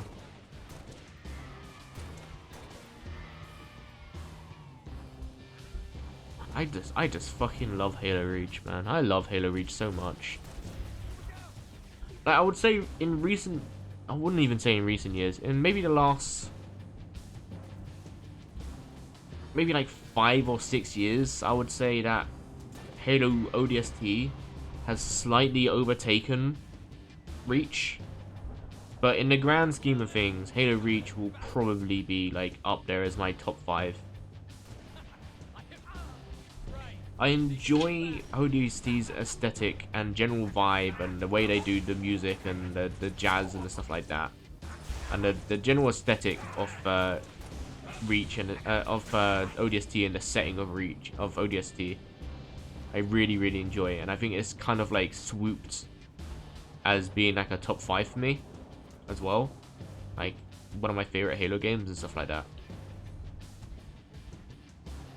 But I just feel like it would never just be ODST. It would never be Reach as well. Like, it's weird. I can't explain it. So it's above... Oh, God. It's above Reach, but it will also never replace Reach for me. You know? Bless me. It's hard to explain. Like, the amount of joy and nostalgia I get from playing Reach will never be topped by ODST. But in terms of actual, like, in a list, I would say I would rate ODST slightly higher. Just because I really enjoy the general vibe and aesthetic of that game. But they are neck and neck for me. Like, ODST and Reach are probably my, like, top favorite Halo games. But I just get so much more, like, enjoyment out of Reach. I feel like I know this game like the back of my hand, sort of thing. So that's probably it. A lot of it is probably nostalgia, but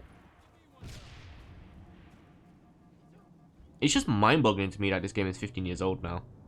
It doesn't feel it, and it doesn't look it. I would say this game still holds up graphically compared to other games of today's time. Is that an outrageous statement? I don't think so. For 2011, this game still looks outstanding, I'd say.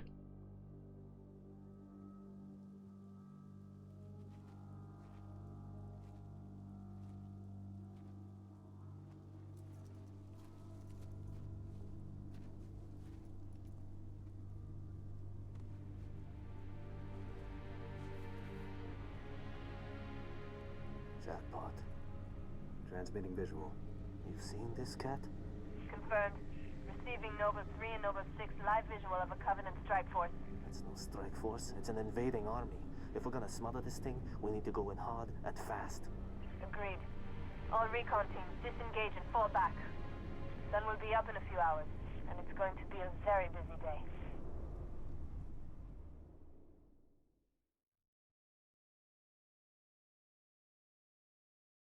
Nice. Complete 250 missions or multiplayer games. Okay. I am going to... I know it's a bit of a cock tease or a blue ball or whatever you want to say. But that is indeed where I'm going to end it. I want to get some editing done. There's a Palace game on later I want to watch. I don't want to be editing all night. And I got some dinner to cook as well. So, bam. There we go. There was a little look back at Halo Reach. I absolutely adore the game. Can't believe it's been 15 years. One of my all-time favorites. It's a shame we didn't get to do any firefight today on Heroic with other people. That's just so much fun. I love that to bits. It's not the same doing it on your own. It's a shame that the servers are dead at the minute and I just can't get a lobby. But we looked at Halo Firefight. We looked at some of the old armors I would rock back in the day. We looked at the campaign, and I think we did a pretty good job. I didn't touch multiplayer because I think with multiplayer it's a bit weird when streaming it. There's people who just like stream snipe you and try and ruin the experience, and I didn't want that. I didn't want people trying to ruin the experience by stream sniping me. So I just decided not to touch multiplayer. But yeah, that's it for today. Thank you for joining me. Hope you did enjoy. Back again tomorrow with Darksiders 2, I should think. Unless I sort something out with Alex where we do play some Halo Firefight. We'll see. I don't know how that's going to go. I'll have a little chat with him about it. But yeah, thanks for joining me. I play out some music. Well, I don't have any music lined up. I'll just see you all next time. Bye for now.